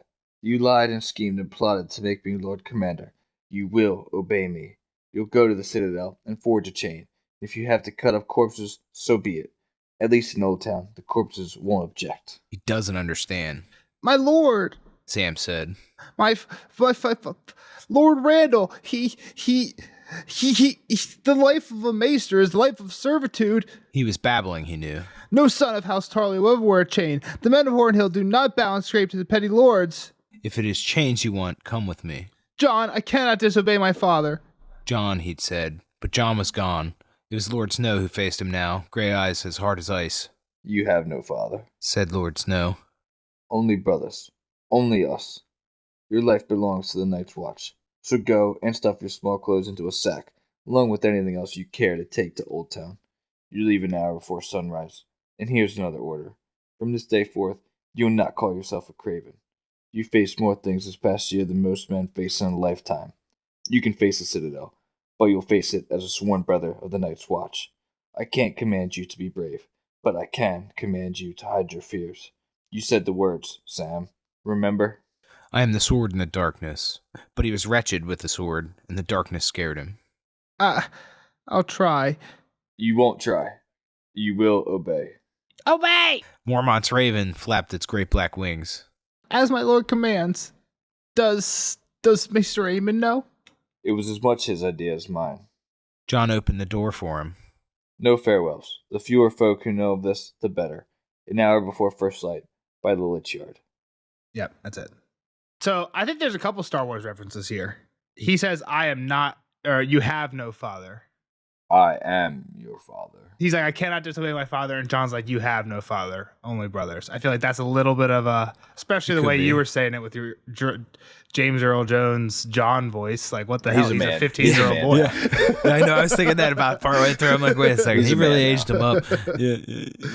But yeah, so I think that, and then obviously, I might cut it out because normally I like to keep the quotes kind of clean. But Jeff gave the Yoda quote when John says, "You won't try, you will obey." But yeah, I think there's a lot. Again, just like I think it's a great quote. Sam obviously freaking out. John, I think this is almost a bigger point to what I was saying earlier than the whole Pip and Gren thing earlier. Like John has no wiggle room for Sam. Sam and John are like, they're like besties, and he's like, "Fuck you." Do what I say. Get out of my face. It's pretty much what John says to Sam. Maybe right he here. just doesn't know the grand scheme of things. Now, you might not always agree with the play call, but you don't understand. Maybe it's a setup for a trick play later on down the road. He doesn't have the whole game plan. You're a player. And we were talking about that the other day. Me and you were talking about that for actual football. That like when I played football, I never knew like the game plan. I only knew that if the safety comes down, I have a call to make, and I didn't know what that meant for everybody else. I just knew that that's my job. Execute the play, not create the game plan. Yeah, but I don't like it when it's your friends. So I mean, again, we don't got to harp on it. They're not friends anymore. Lord Snow. So yeah, one of my favorite parts of this whole I quote did want to is, say that the way Jeff read that, I would agree that John is a dick. Well, one of my favorite quotes here is when parts of that quote is Sam says, "John, I cannot disobey my father," and the next one is John. He said, but John was gone. It was Lord Snow who faced him now, which is what Pip and Gren were saying earlier. And there is a point, I guess, that like John was about to ride off to like go fight for his brother, right? Which these guys are the ones that pulled him back and to be like, look, we're your brothers now. So Yeah. I think it's a little bit of that. John's doing it in a more dickheady way because he's now like head brother, I guess, instead of just like you're my brother. It's not you're my brother like type of thing, but he has authority now. Yeah. Cool. So next part, he's out. He goes to Aemon's. What thinking if he should hide? What is he hiding? He considers about hiding in the vaults with the mice for a little bit. Yeah. He just wants to hide himself. He's like, that's the first place they'd look. Yeah. Then he's like, I could go north. He's like, that wouldn't be good. He's like, I know the perfect spot. It's dark and nobody goes down here but me. Yeah. But he's like, yeah, exactly. Yeah. Oh wait, that's exactly how they'll find me. Yeah. So then he goes to Aemon. Because again, we got to send this letter to Tommen. And then Sam also again says like, I can't be a maester, and he says everything his father said. And Aemon, actually interesting, he says my father said the same thing. We kind of know Aemon's father, Maekar. Dunk actually had one-on-one conversation. We've seen dialogue from this guy, which is again kind of cool. And again, he was one of the very like Sir Eustace, Sir Randall Tarley, man's man type characters. That's kind of how I pegged Maekar. And he was not happy about Aemon becoming a maester. But his father, Daron. So his father's his grandfather, Aemon's grandfather. Because Aemon and Egg are brothers. Yeah. So their grandfather was the one who fought against the Black Dragon. Is that Daron? I don't remember the names, man. I'm sorry. Daron and Daemon. I knew Daemon and Daron, but Nelson doesn't remember which one is which. Daron, good guy. Daemon, black guy. I have the family tree. Good guy and black guy. What the fuck does that mean, Nelson? Good guy and black dragon. Red dragon, black dragon. Good guy, bad guy. Isn't you say good guy, black guy like 5 times, dude. I was mostly saying, I don't know. There's too many. Either way, there's too many dragons, right? But yeah, so Daron, who was again the good guy in the Red Dragon, Black Dragon battle. Isn't that a point of view opinion? Sure, he's the one that won, and Victor's write the history, so that might be why we think he's the good guy. That's a good point. I don't know if one of them's good or bad, honestly. You just like the guy who is strong and good at fighting, and we like the guy who brought Dornish women into the court and took advice. But how do I know though? How do I know who to like? We don't know for sure, but again, Daron seems more progressive. You just like Egg's line, and I like Egg's line. I mean, they're the ones that won. Victor's right the spoils. That's what I said. Victor's right the history. That's what I said. Moving on. We're spending too much time on this. You're spending too much time on it. What was Daron's point? Like, how did he convince Maekar to get Aemon into the Citadel? So was he the good one or the black? He was the good one. Sorry. See, the red one or the black one? He was the red dragon? Okay. There's too many dragons. It's too hot in the kitchen. We need to get some of these dragons out of there. So exactly. Too many dragons is as bad as too few. And again, when we're talking about dragons here, we're talking about Targaryens. It's the whole and metaphor. I think that's he's like, but so we need to send him somewhere that he can go and be away and do something other than the stuff we're doing. Be an heir. And I mean he had so much value, right? Like that added so much value to the realm, it seems. So I think it was a positive, good decision. Or they shipped him off to the wall and he did nothing for the rest of his life. You think so? You don't think he did anything? I feel like him on the wall has been a valuable. Maybe that's my opinion as a I guess like you said, Stark fan, good guys.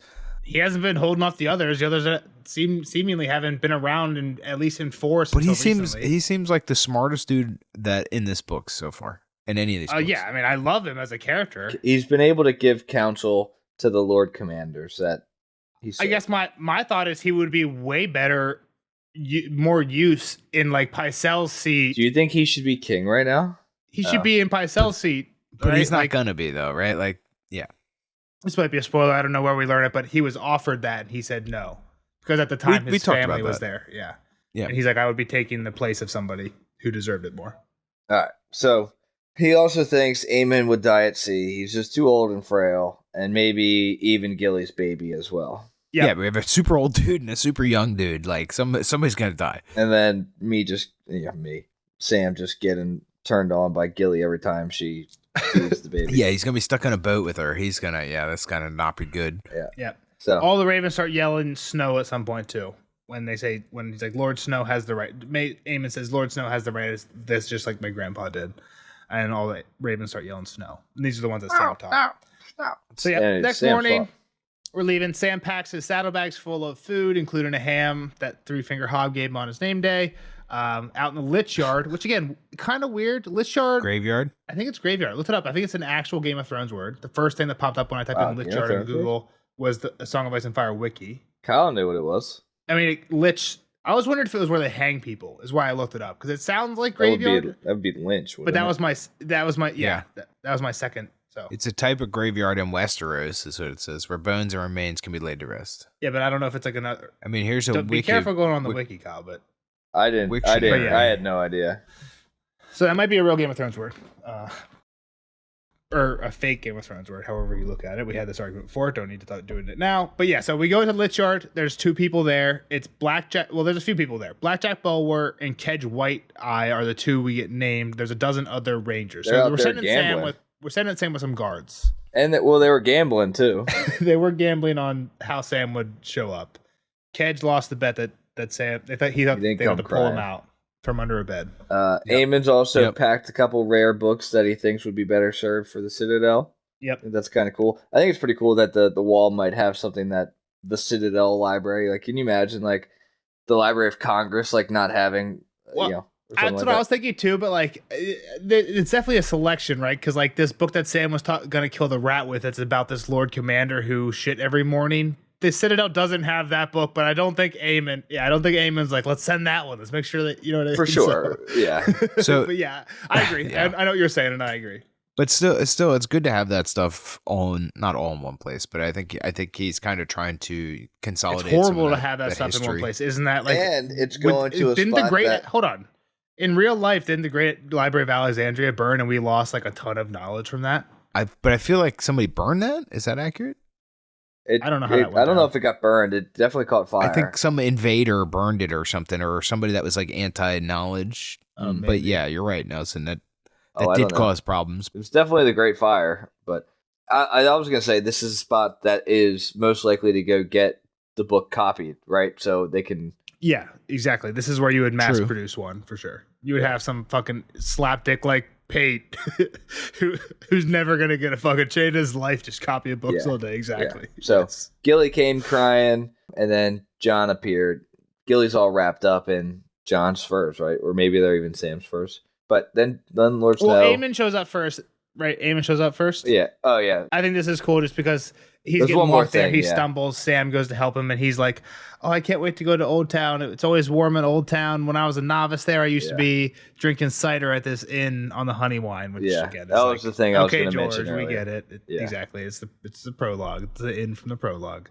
They had the cider. Yeah. What a doofus. Cool. Yep. Gilly comes crying. John appears. Aemon's like, hey, left a book for you. Don't you forget, knowledge is a weapon. Well, I don't know if he says that or if that's exactly. No, that's exactly what he says. Knowledge is a weapon. Arm yourself in it before you go to battle. Which, again, I don't know. Figurative or literal? Exactly. Like, does he mean like arm yourself in knowledge before you go to like a battle of now that you're Lord Commander and you're gonna have to be like playing this like battle of wits with Stannis, you better start reading more? Or does it mean like, hey, go learn something about the others or about like Stannis or you know what I mean, or whatever, something that's gonna actually help you in a physical battle? So I think interesting. We'll find out in the future. Maybe a little bit of both. John's like, I'll read it. Oh yeah. So then John's like, all right, be quick, take no risks with the child or the old man. And Gilly looks at John, she's like, you do too, don't take any risks with the child. Or basically like take care of the other baby too, get a good wet nurse for him so he grows up big and strong, and don't name him. And she's like, that's a bad luck. And he's like, as you command, my lady. She kind of flips at that. Don't call me lady. I'm a mother, not a lady. I'm Craster's wife and Craster's daughter and a mother. Yeah. Yeah, I don't know if it's a lost in translation thing or Gilly doesn't seem to be excited about this whole thing in general. Yeah, that's probably it, right? Like it's got to be. She's just mad in general. Yep. Because that's so strange to be. She kind of like flips out, and it even makes Sam kind of. I think he like gets. I don't know, maybe not. He doesn't want to say anything about it. I thought he thinks about it a little later, or says something about it a little later. Where like the first time I saw her, like she was pressed against the wall. Well, John says something. No, John says something. Yeah, I have that. That is the last quote. It's a short one, though. You lied to us. It's a short one, though. You're the worst. Well, yeah, and then Sam thinks about it, too. Craster was a danger, her own father. So, like, he's like, man, she's still, like, stuck on this dude as being her master, kind of, like... Let's get there. So they send him out. Well, John sends him out. Sam stays behind. So they load up Aemon, the baby, and Gilly. They're on the Wayne, and we're sending the books and everything. Crack the whip. Everybody's gone. Also, just in passing, they mentioned that Left Hand Lou was there. Just make sure we know. I don't know if it's important, but he's with the crew that's going with Sam. So Sam stays back with John, Dolores, Ed, and Clytus. Sam says, all right, see you boys later, hopefully. Ed says, "Farewell. Don't worry, you won't sink. Boats only sink when I'm on them." And then last quote starts here. John was watching the Waynes. Kyle, you can be narrator. Yeah. John was watching the Waynes. The first time I saw Gilly, she was pressed back against the wall of Craster's Keep. This skinny, dark-haired girl with the big belly, cringing away from Ghost. He had gotten in among her rabbits, and I think she was frightened that he would tear her open and devour the babe. But it was not the wolf she would have been afraid of, was it? No, Sam thought. Craster was the danger. Her own father. She has more courage than she knows. So do you, Sam. Have a swift, safe voyage, and take care of her and Naaman and the child. John smiled a strange, sad smile. And pull your hood up. The snowflakes are melting in your hair. Does that last line make you think of anything? I feel like didn't that happen before? What do you mean? Like when John left to go with Corin? Jeff, does it make you think of anything? Jeff doesn't. If this is a spoiler, Jeff doesn't know it. So I feel like you're free to say whatever comes to your mind. You don't know.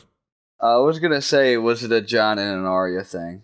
I feel like every time, maybe not every time, but a lot of the times when people remember saying goodbye, when a Stark remembers saying goodbye to another Stark, I think mainly John remembers saying goodbye to Robb. He always remembers the snowflakes melting in his hair. Yeah. So I think this is potentially like is this you're a brother. Well, this is a brother, but also like, is this a final goodbye? Right? Yeah. Like they're basically like, hey, I'll see you next time. And now we know they're never going to see. There's never a next time for John and Robb, at least in those two. I was saying maybe it was snowing when Arya. I just had the wrong sibling. Well, for general, I think you might be right. It might be more of a general, like when characters are saying goodbye to each other thing. But I think it's kind of also this like, is the last time. And part of that was Sam looks at the wall and Sam honestly thinks like, is this the last time I'm going to see Castle Black? When John's like, hey, the plan is you're going to go away, get your chain, and come back. Mm-hmm. And that's not like a short term thing. That's like a multiple year thing. But still, the plan is come back. How Sam's many like, I might chains does never he come actually back. need to become Maester of? We've had this conversation. I don't know. I think you need enough chains to get it around your neck. Sam, that's true. Probably a decent amount of links then, because I don't think that's true, because that's very objective to the size of your neck. You wear it on your wrist for your finger, around your finger like a ring, and then around your wrist, and then it goes around your. We're getting off topic for a short chapter. Kyle, any thoughts on this short last chapter? Short chapter. Or for this a long was chapter. A long ass chapter. Yeah. I mean, we're getting off topic for a long podcast. Yeah. Kyle, any thoughts on the chapter and as a whole? I mean, I think I said most of them. Like, I don't think Aemon's gonna die. I think he might bang Gilly a little bit. Ooh. It might be a bad thing, but I will say one thing I've heard some people say is it's kind of fucked up if Sam decides to break the whole can't have sex vow with Gilly, but he has really a strict stance on this whole can't tell John about Bran thing. Seems like a little uneven. I'm not saying it won't happen, but I feel like you could see an issue with it. Felt pretty bad about Ygritte, but it happened. That was a life or death situation, though. For John. Not the next 100 times, right? Yeah, John said that. Yeah. So fair. So I don't know. You got. I think out of me. Yeah, I think we got it out. And you gave it to few as we were going through too. All right, get the fuck out of here, Kyle. Who's the next one? I didn't even see it. Arya. Oh. Let's go. It's good that we're getting the straight names again, so we don't have to fucking play this guessing game.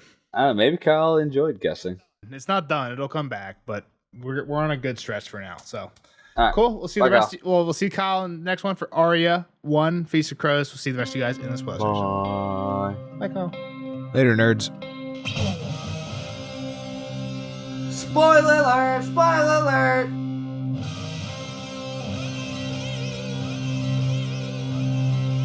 Spoiler alert! Spoiler alert! Bye, Kyle. Bye, Kyle. See you on the next one for Arya 1. Now, on to the spoiler section. Jeff, what we got, baby? I got some takes. Yeah? I have a lot of points, but I don't think any of them will take a while to cover. Hot. It's just stuff to talk about. First one is Aemon does die. Kyle, you were wrong. Boy ain't making it this year, though. Boy dies on the boat. And again, like in like foresight on a first read, it's like, why would you send Aemon off just to kill him? But again, like it makes sense with the story. Is like we're sending him for King's Blood, like for the whole King's Blood. Yeah, because he's in danger. Reason. Oh, let's start. You might have to deal with poor audio there. I turned my headset off. I heard something just changed big time. Yeah. I think it'll be okay. I still had lines, but the quality might be low. Do you Jeff want to had start some over? bad audio just in case it was bad quality issues. Basically, we're just talking about Eamon gonna die on the boat. Eamon, he ain't living in. He ain't making Kyle's it there. prediction's wrong on that I one. still think it's like, all right, he got to die on the boat. Like maybe he had some good days there. I think it is a brutal boat ride though, if I remember correct.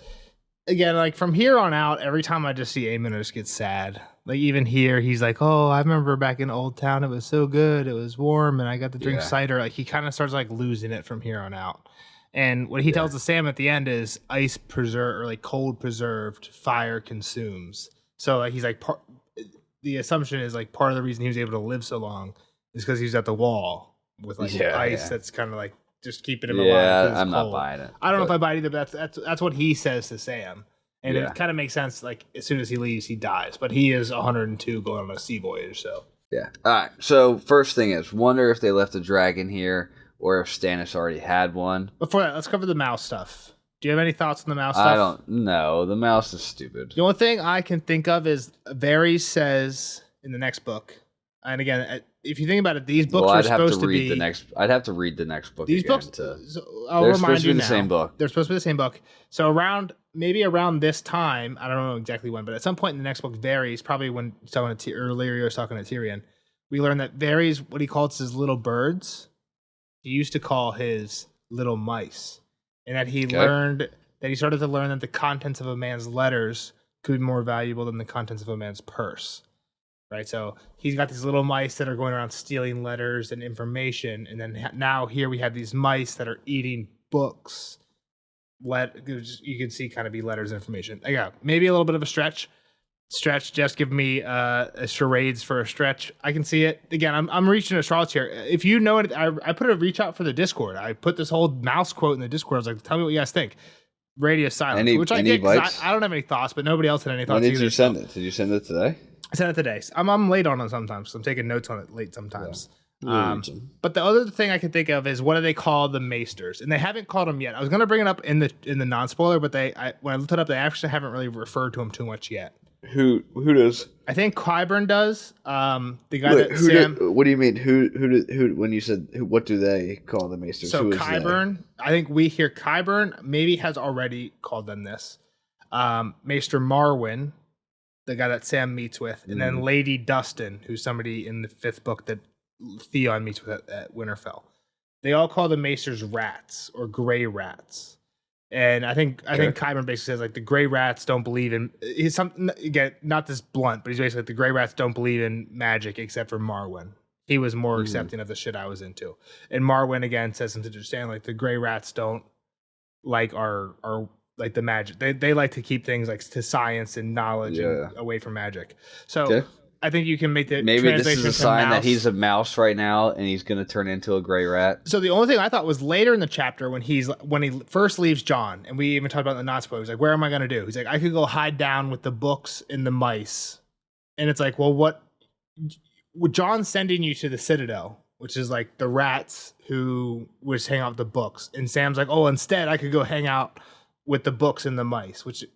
So again, the only thing I'm maybe a stretch. I'm not pulling much from this. But I'm thinking Sam's idea of where he's going to hide is pretty much the same thing of where Jon's sending him anyways, like to go with the gray rats in the books. So, for that one, it's more of a leave us a comment. Again, I also like what some of the people have been doing recently when they're leaving us comments that have spoilers. Kyle doesn't Kyle knows not to look at the comments anyway, just in case. But people have been putting like spoiler and then a couple lines. So that it doesn't actually show up what they're saying. Yeah, so the last one looked good. Yeah, I like that idea. Keep that up. Yeah. But yeah, if you have an idea on the mouse thing, definitely let us know. But yeah, go ahead. So for the dragon eggs at the wall. Wondered if they left a dragon egg here or if Stannis already had one. Interesting enough that there's already a dragon. There's actually 2 dragons already at the wall. I have the quote, but I must not have copied it down to the spoilers. Jon says, but when he's talking about Mance. Yeah, no, I have that one too. Do you have that quote? I don't have it. Mance's blood is no more royal than mine own. He has never worn a crown nor sat a throne. He is a brigand, nothing more. There's no power in brigand's blood. Well, where does Melisandre thinks to find a sleeping dragon? No one is quite sure. Is the line before that? So what's the main theory? What's the biggest Game of Thrones theory there is? 3 letters. R plus L equals J. If that is true, who is our sleeping dragon at the wall? John's already the dragon at the wall. Come by the end of Dance of Dragons, he'll be dead and sleeping. Is that the sleeping sleeping as in dead? Is that the sleeping dragon? And she awakes sleeping. Absolutely, that is it. What are you talking about? So John's asleep, and she's like, "Where Melisandre thinks to find a sleeping dragon? No one's quite sure. It's nonsense. Mance's blood's no more royal than mine own." And again, if R plus L equals Dre, even if it's not, Robb is brother to John. Is even if John, what John believes is true, he's brother to a king. Robb was a king. But I don't really like that. This is what I'll say right now, because we have at this point had 5 different people say that they're kings, right? Sure. So like if somebody that just had the inkling is like, all right, fuck it, I'm king now, like I don't think that changes the contents of their blood. I think this is interesting. This is kind of what I was alluding to a little bit in the non-spoiler. What is important about the magic? Is it literally genetics? I think so. Like Targaryen. So that means it has to be Targaryen genetics, right? Which we know that's the only thing that's special. Do you agree with that? That's the only really genes that are special? I would like to believe that, and I'm going to say that the Baratheons we know are like cousins and have some Targaryen to them. That's 100% true. Stannis' grandma is a Targaryen, right? So that's what I'm going to say is why it works a little bit with like why it worked with Stannis getting leeched and things like that. But I would like to say that yes, like you can't take Theon's blood because he's blood of the Iron Islands. Who someone said that they were a king. Do you remember what I said in the non-spoiler? That couldn't it be that it's on? There's some belief, like an elf, when they all have to believe in Santa for Santa's magic to work. Couldn't it be that, like what Barry says, power resides where men believe it resides? I don't think so. Even though like John's right, Mance has no special blood because 100,000 people thought he was king. Treated him as king, respected him as king. Couldn't his blood be more valuable than a Targaryen's who wasn't respected as much? No, I don't think so. I think it's that's a fine take. I don't know if I have a good take on it. I think it could go either way. I think it's a really interesting plot point to the magic system. When it comes to the magic of it all, I just don't think like magic is waiting to take a poll on who the people believe is actually king. That's a fair point. I think we already know that there's weird shit going on obviously with Targaryens. They're binded. They're binded basically to the craziest mythological creature ever. And to that point, no one believes Bran's a warg. So where does his warg power come? Where does his warg magic come from? If it's all based on belief. So I think there's definitely some points against my thing. But I do. There's a part of me that likes the whole like elf concept. You know what I mean when I say like the elf. Yeah, where they have to start singing Christmas carols. You don't like Elf? I feel like you would love that movie. No, Elf's fine. It's I can tell by your face. Some movies I say and you just get this grin that like, oh yeah, it's a good movie. Elf, you're not giving me Elf that. is good. No, don't get me wrong. Elf I'll watch once a Christmas holiday, but I won't watch it twice. That's crazy. Is Christmas Story or Elf better? Neither of them are probably in my top 3. I'll take that's acceptable. I don't like people who like Christmas Story. That's a crazy overrated. Christmas movie. Story is one that again, like my dad loves it. Like it's on. Old the people moment love we it. wake It's up. so overrated. It's not. It's just kind of funny to have on in the background. There's some really funny lines. There's like some good Elf parts, is just so. Elf is good too. Don't get me wrong. It's just like it's a little. I like Will Ferrell a lot, and I think he's good in it, but it's a little over the top. All right, I'm asking a question. You have to give an answer. No explanation is allowed. I'll give my answer, and then we'll move on in the podcast. Favorite Christmas movie, period. Home Alone. Miracle on 34th Street, the original. Never seen it. Moving on. Next point. Stannis has plans for Val. Wasn't that already to marry John? Yes, but we don't know who the next runner-up is, but the idea would be another... Ideally, okay. I guess at this point, a Karstark, if they're the only ones on board. Which kind of brings me to the next point. I know you had a light bulb to save it. The Karstarks, is this a trap? Yeah, I think they are on Bolton's side. I was kind of like giving Kyle some like... I think there is a little bit of connection. You were there. Pushing Kyle with something else too. I don't remember exactly. It's one of the things where if he remembered it, then that's cool because I honestly don't remember off the top of my head. I don't think they were directly involved in the Red Wedding, but I feel like the Karstarks were kind of lingering around Harrenhal after all the that's exactly what I was going to say. Yeah. They were like the people that deserted had ended up deserting into Harrenhal, kind of. Yeah. And it's like, well, that's suspicious. That's weird. So again, if Kyle remembered that, cool. And again, he maybe could have confirmed it for me because I wasn't 100% sure of that either. But that was my suspicion. But I didn't want to give him the whole thing. But yeah, the thing that I had the light bulb moment on when Sam thinks about Silverwing coming to the wall, and this is something I probably told you, but it's definitely not something you read because when I looked it up, it looked like this information was only in Fire and Blood. But when Alysanne and Jaehaerys came to the wall, it actually in Fire and Blood it doesn't actually talk about Jaehaerys coming to the wall, but Alysanne's dragon would not fly over. She could not get Silverwing to fly over the wall. Mm-hmm. Like even when she like took off, he would like fly away from the wall. Yeah. So I recall. Again, does George even know that at the point of writing Feast? If you're looking at the timeline of when all these books get wrote, like Fire and Blood got written way later, but interesting. I think that kind of ties into a quote later when Sam is saying.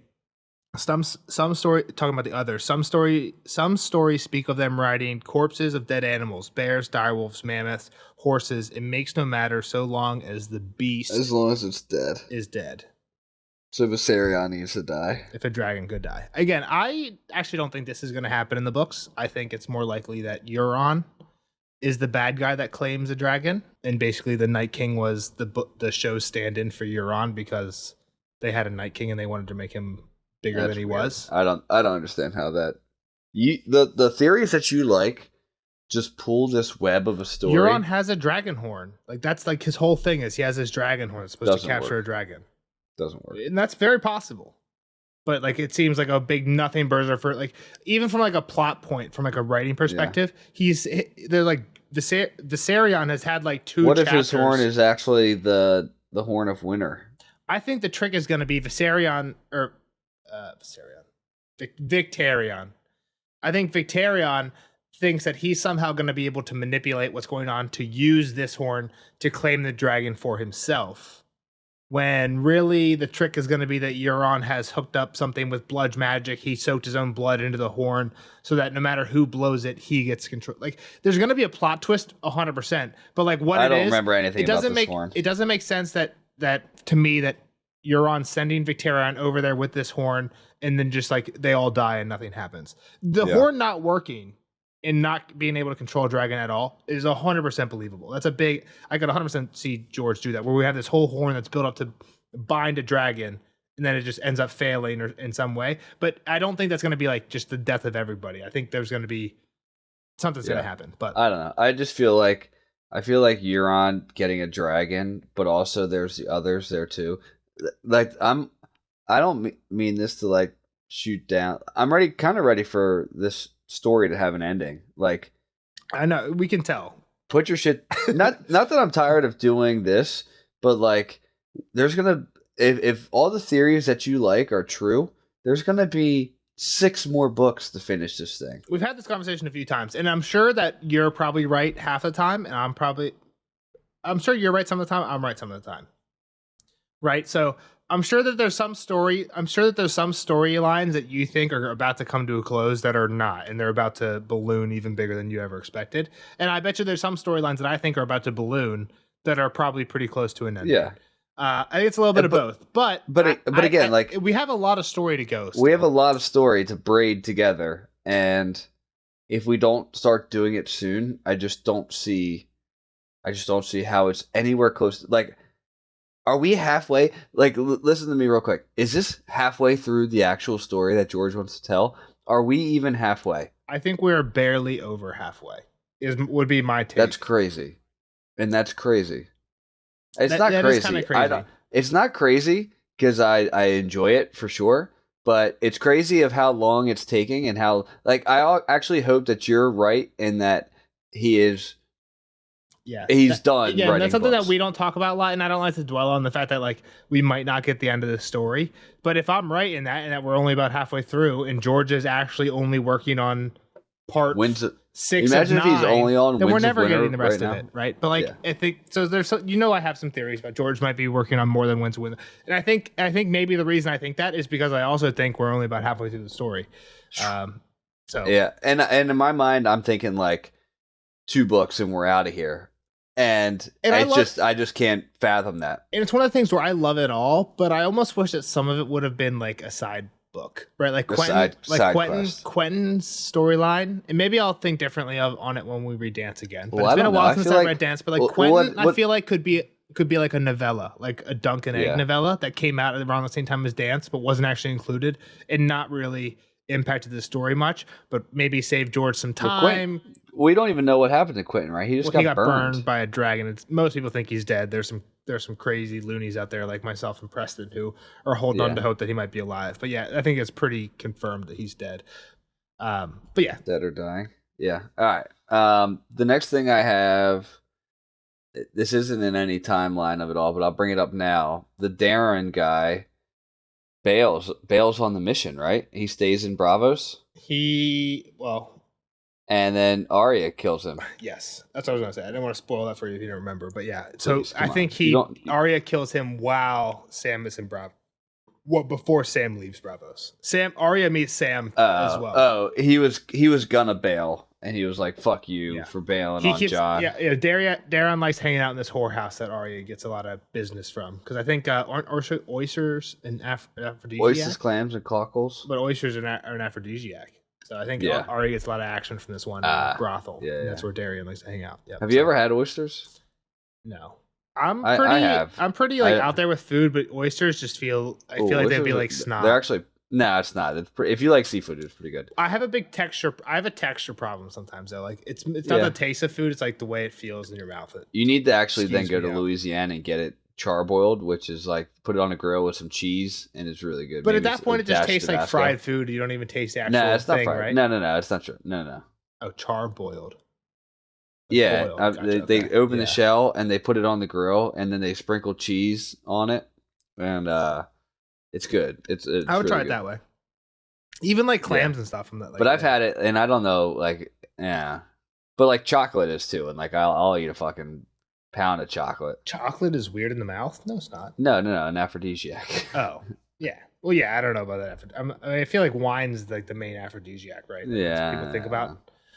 I'm not a big wine guy, but yeah, so Darren, I think that's just interesting. Yep. Where his story goes. Let me go back a little bit. Yeah. Okay. There's a mention of Janos real quick here, and so I guess one thing we haven't we're pretty far in to the spoiler section. I should have mentioned this way earlier on. This is one of the reasons I think this is one of the coolest chapters ever is because we get this exact same. We get about a half of the chapter that's here, the Sam chapter. We get from John's perspective in Dance. And it's one of the few times I just listened to the John chapter on audiobook today just to kind of like see how they line up. It's one of the few times that I think reading the combined feats and dance order would probably be pretty cool because a lot of the reasons that I was complaining about John in the non-spoiler sections, I don't know if I honestly believe after listening to the John chapter. So the John. That basically the main Would John thing, have been before Sam? Because he meets with Gilly, right? You get that part of it? yeah, you get John meeting with Gilly, and then you get some after it, which is what I was going to say, leading to Janos. Basically, after he meets with Sam, he sends Sam off. He meets with Janos. He's like, Janos, you're in charge of this castle. Go ahead tomorrow. He doesn't go tomorrow. He's sitting in the common hall, and John's like, let's go get let's go kill him. Let's go kill him. So Janos dies in like a day or two from this chapter, which is what I was bringing up about Janos, which is kind of cool. But again, in general, just the whole John Sam thing, like I was literally just listening. Like we took a break in between the non-spoiler, and when I went out to take my dog out, I was listening to the John chapter. I think it's just copy pasted. Like there's a decent amount of this chapter that's just copy pasted into the John. Great. John I'm not gonna read those parts. I honestly think we can probably skip over a decent amount of it in the spoiler section. But like for example, there's a part of my notes where I have Sam randomly switches topics. But in the John chapter, John says that it was because Sam was talking about like Gilly breastfeeding, and then randomly switches to topics about like the youngest Lord Commander ever. And John thinks like Sam was obviously uncomfortable talking about breasts and like nervously switches topics. So it's just like kind of cool to see a few of those like John thoughts in the conversations while here. Sam's talking. Yeah. So that's cool. But again, what do we know from the John conversation? That's like the big spoiler for I feel like this chapter that we haven't really said at all. Come on. Oh, it's the baby. The baby swap. Exactly. Yeah. Sorry. I honestly thought you were going bigger spoiler and I wasn't prepared.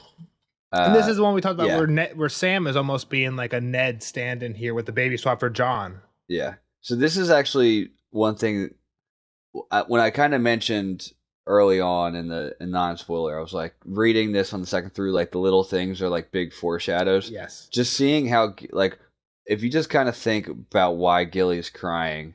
I feel like this is a spoil that if Kyle wanted to think about, he could have got. He could have found it pretty quick. Why are we sending Aemon away? Well, hold on. King's blood, right? Yeah. Sorry, what were you going to say? Before we even get, like, if you just think about, like, it's really weird that Gilly was with Jon and she's crying. So, like, then you have to think, like, why is Gilly crying? Is she, okay, she's leaving, but why would she be crying? Is it because she's in love with Sam? Like, it doesn't really seem that big. Well, Jon's excuse, when Sam asked Jon, he says, oh, she came here to ask for Mance's life. Yeah. And in the Jon chapter, when Jon says that, it says, oh, she came here to beg for Mance's life because of Val. Jon lied. Yeah. So again, it's a bad lie. Like, it doesn't. Why would she be crying for like Jon said? She's like, "Oh, please spare Mance." And it's for Val, and it's for Val. Exactly. It's for Mance on behalf of Val. So like, so it's like that doesn't really. So then the freak out about getting called lady later. Like, I'm a mother. I'm a mother. I'm a mother. Well, it definitely in that time, but like she's like giving instructions on like how to take care of the other baby. And it's like, okay, like you really want to go like, oh, don't name that baby. Like why do you care so much about that baby? I feel like George does it really good too, because there's like a lot of like weird dots around the Dallas when she's saying take care of that baby. I mean Dallas baby. Like there's a lot of dots that seem like it could be drawing attention to it. But it's like almost too many dots that it's just like, okay, no, Gilly's just like broken up. Maybe she just doesn't even know how to speak like her. Exactly. So I think George does it really good that it's like, it's on a reread, it's like, oh, she's stumbling over her words because she doesn't want to let everyone else know that she's almost slipped up. But when you're reading it on the first time, it's like, oh no, she's just really upset about something and again, I think if Kyle thought, why is she upset? And reread some of her lines, it becomes really clear. But obviously, no one's going to do that on a first read. So, I think it's really cool ones. I think didn't Kyle say something that, like something's going to happen with Mance's baby? Like, or I thought he was kind of on the watch for. He said it this episode or in a previous episode? No. He maybe right after the birth of. Maybe I don't know. I don't remember either. I might just be making it up, but I feel like this is something more that he could have. And again, it's something when you're reading the first time. This long ass chapter, there's a whole lot of information, and you got to worry about Gilly crying and Gilly like feeding milk to the other baby. Like it'll be way over your head, but it's definitely something that. Well, I think the one hint is when Sam meets Gilly, she says, "Oh, my baby doesn't cry.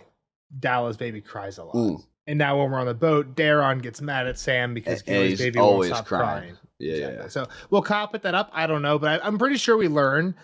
It's not long. Like we learned like the next Sam chapter or like the next like it's very not long that we learned that there was a baby swap. Exactly. Oh, okay. Like we learn in the next Sam or the next. So it's not like a long. It's not like the end of the book or anything like that. Yeah. No, it's pretty short. But one of the things when I was first reading through with the baby swap, when Jon first talks to Sam, he says, "I'm sending Gilly away, her and the boy." Not her and like her boy. And her boy. And again, later I noticed later in the chapter he does mention like Gilly's baby and he does like lie about it. But the first time he says it, he says, her and her boy, you will need to find another wet nurse for his milk brother. Mm. So like not like, oh, I'm sending Gilly and her son away. You'll need to find a wet nurse for Dala's boy. Like, oh, I'm sending the boy away. You'll need to find a wet nurse for the other one. So It's like the initial time he tells it to stand, he does kind of make it vague enough that it's not super clear. So again, partially a George writing thing, which I think is pretty good. Mm-hmm. Mormont's Raven, again, I like to call out anything I think is weird from what Mormont's Raven said. In this chapter, he said corn, which is a classic one. He said blood, and he said obey. Obey, I think is interesting because it was in the Star Wars line. Do or do not. Yeah. I will not. You will not try. There is no try. Yeah. But the one that I thought was more interesting is when Jon says there is no power in brigand's blood.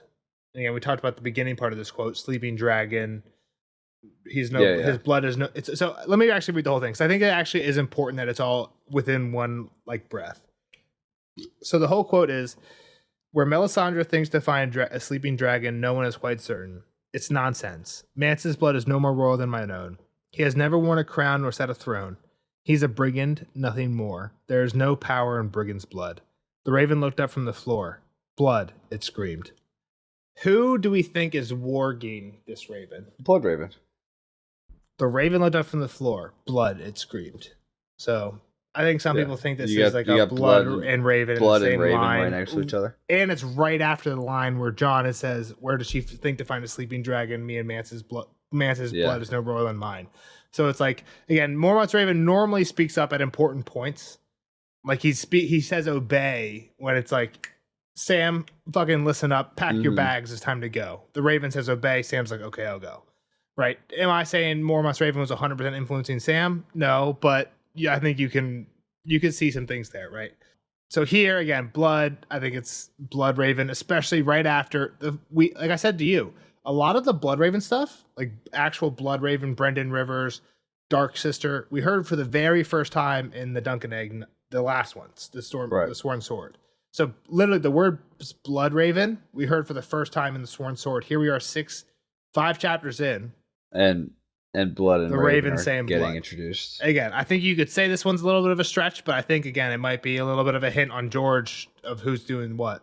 Yeah, I'm following. I'm definitely on board that blood raven was this raven, right? Is Lord Mormont's raven. And then maybe even like the other ravens when Sam says snow later and they all start echoing snow. And I'll say this too, because I don't know. We got to answer the old, like, how did the raven get in the kettle type of thing? Like, could all the ravens have lifted the kettle type of thing? Like that's not it seems like a crazy thought, but I could honestly see like that being the case somehow. Like somehow we learned that. Like some Cinderella type shit. Yeah, exactly. Yeah. We got all the fairy tale forest creatures helping out. Yeah. So another thing I think John says I should get the right to kill Mance, not Stannis. And we kind of talked about this. Like he doesn't really want to kill Mance, but like it's his duty. Well, what happens with Mance? It's not really Mance, but what happens with fake Mance, Rattleshirt? He's burned. But before he dies, he's screaming, and John shoots an arrow through him. I didn't know if that was actually still the thing. Yeah, I think I'm pretty sure it's in the books that he spares Mance. So I think this is a little bit of a foreshadow of that, where he's like, Stannis is going to kill Mance, which I agree with, but I should be the one to do it because he was the Night's Watchman. So I think it's kind of like John is the one to do it, but not because he has this like stance of I should be the one. It's almost like out of mercy. He probably also just doesn't respect mercy, at all. Again, mercy is a big theme for like the Arya and like a lot of just a lot of the books. He also probably just doesn't respect that Stannis doesn't swing the sword. That's true too. Well, I get, but Stannis is doing his magic-y stuff, so does that make it okay? But no. Last thing, Jake and Pandim. Aemon tells John, "Hey, I left a passage for you to read." Yeah, this is the last one I have to. What is the passage? I don't think we ever get the exact passage. I think we get John telling somebody about it. I think the quote is, "The pages told of Azor Ahai. Lightbringer was his sword, tempered with his wife's blood, if Fatar can believe." Who's the guy who wrote the book? So, Lightbringer was a sword, tempered with his light blood, if the author can be believed. Thereafter, Lightbringer was never cold to the touch, but warm as Nisa Nisa had been warm. In battle, the blade burned fiery hot. Once Azor Ahai fought a monster. When he thrust the sword through the belly of the beast, its blood began to boil. Smoke and steam poured from its mouth, and its eyes melted and dribbled down its cheeks, and its body burst into flame. So that's John's description to somebody of what Maester Aemon told him to read. So basically, it's about the creation of Azor Ahai. Yeah. Or of Lightbringer. Yes. He tempered it with his life's blood. Or with his wife's blood. And then it was warm forever after, which we know based on very recently for Aemon, he was upset didn't that have any heat. Yeah, he was telling Sam that Stannis' sword didn't have any heat. So he tells John, "I left a passage for you." And then he says, "Knowledge is power. Armor yourself in it before you go to war." Mm-hmm. So I kind of alluded to this in the not spoiler. Is this a general like, hey, this is important for a battle, or is this like a general read books? I think this is, hey, read this fucking passage. It'll tell you about this sword that's important. You know what I mean? Yeah. So, and I think it's almost more so to like, without just straight out calling Stannis a fraud. It's like, hey, Stannis is a fraud. Like, don't hitch your horse to that wagon. Yes. But maybe it's also like, hey, you might need to like do something with this later on too. But like, hey, Stannis is a fraud. Well, that's a good point, because John in this chapter very much seems to be hitching his horse to the Stannis wagon. He's even saying to Sam, like, he's already got the Karstarks. All he needs is White Harbor, and then we're good. And Sam's like, that's an if, bro. That paper is still going to help you. Like, don't put all your eggs in the Stannis basket. It's pretty much what Sam was saying to him in a more cowardly way. But yeah, so I think it all kind of comes full circle. Again, I think on a reread, I think this is a great chapter. It's again, I think maybe It's a long guy. I'm biased because it overlaps 100% with a John chapter. So it's one of the very few chapters that I think we get to see. No, I think that's cool. I think anybody that appreciates the different POVs and kind of how that plays a role in the story.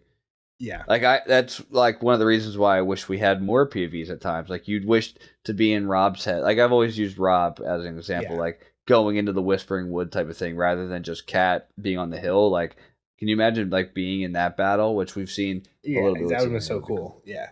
But like again, like so I guess I'm saying that because some of our Discord fans were kind of hoping that we would read it and read these last two books in the I forget what it's called, boiled leather order, timeline order, or whatever. Basically, where it's the mix of feast and dance and in most accurate timeline order, exactly.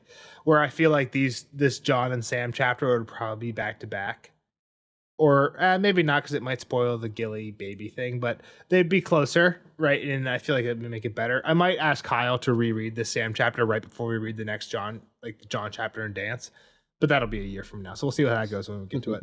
But I think like reading this Sam chapter right before that John chapter would be like a really good way for like a first time reader to get to see like how much George puts in there for a reread, like how much of Gilly's baby stuff is in here, and how much even of like the Citadel stuff where like Sam gets there and learns of the gray rats towards the end. Like I feel like a lot of that would kind of be in there by the end. So we might do that for when we get to dance, but that'll be a year out. We'll figure it out when we get there.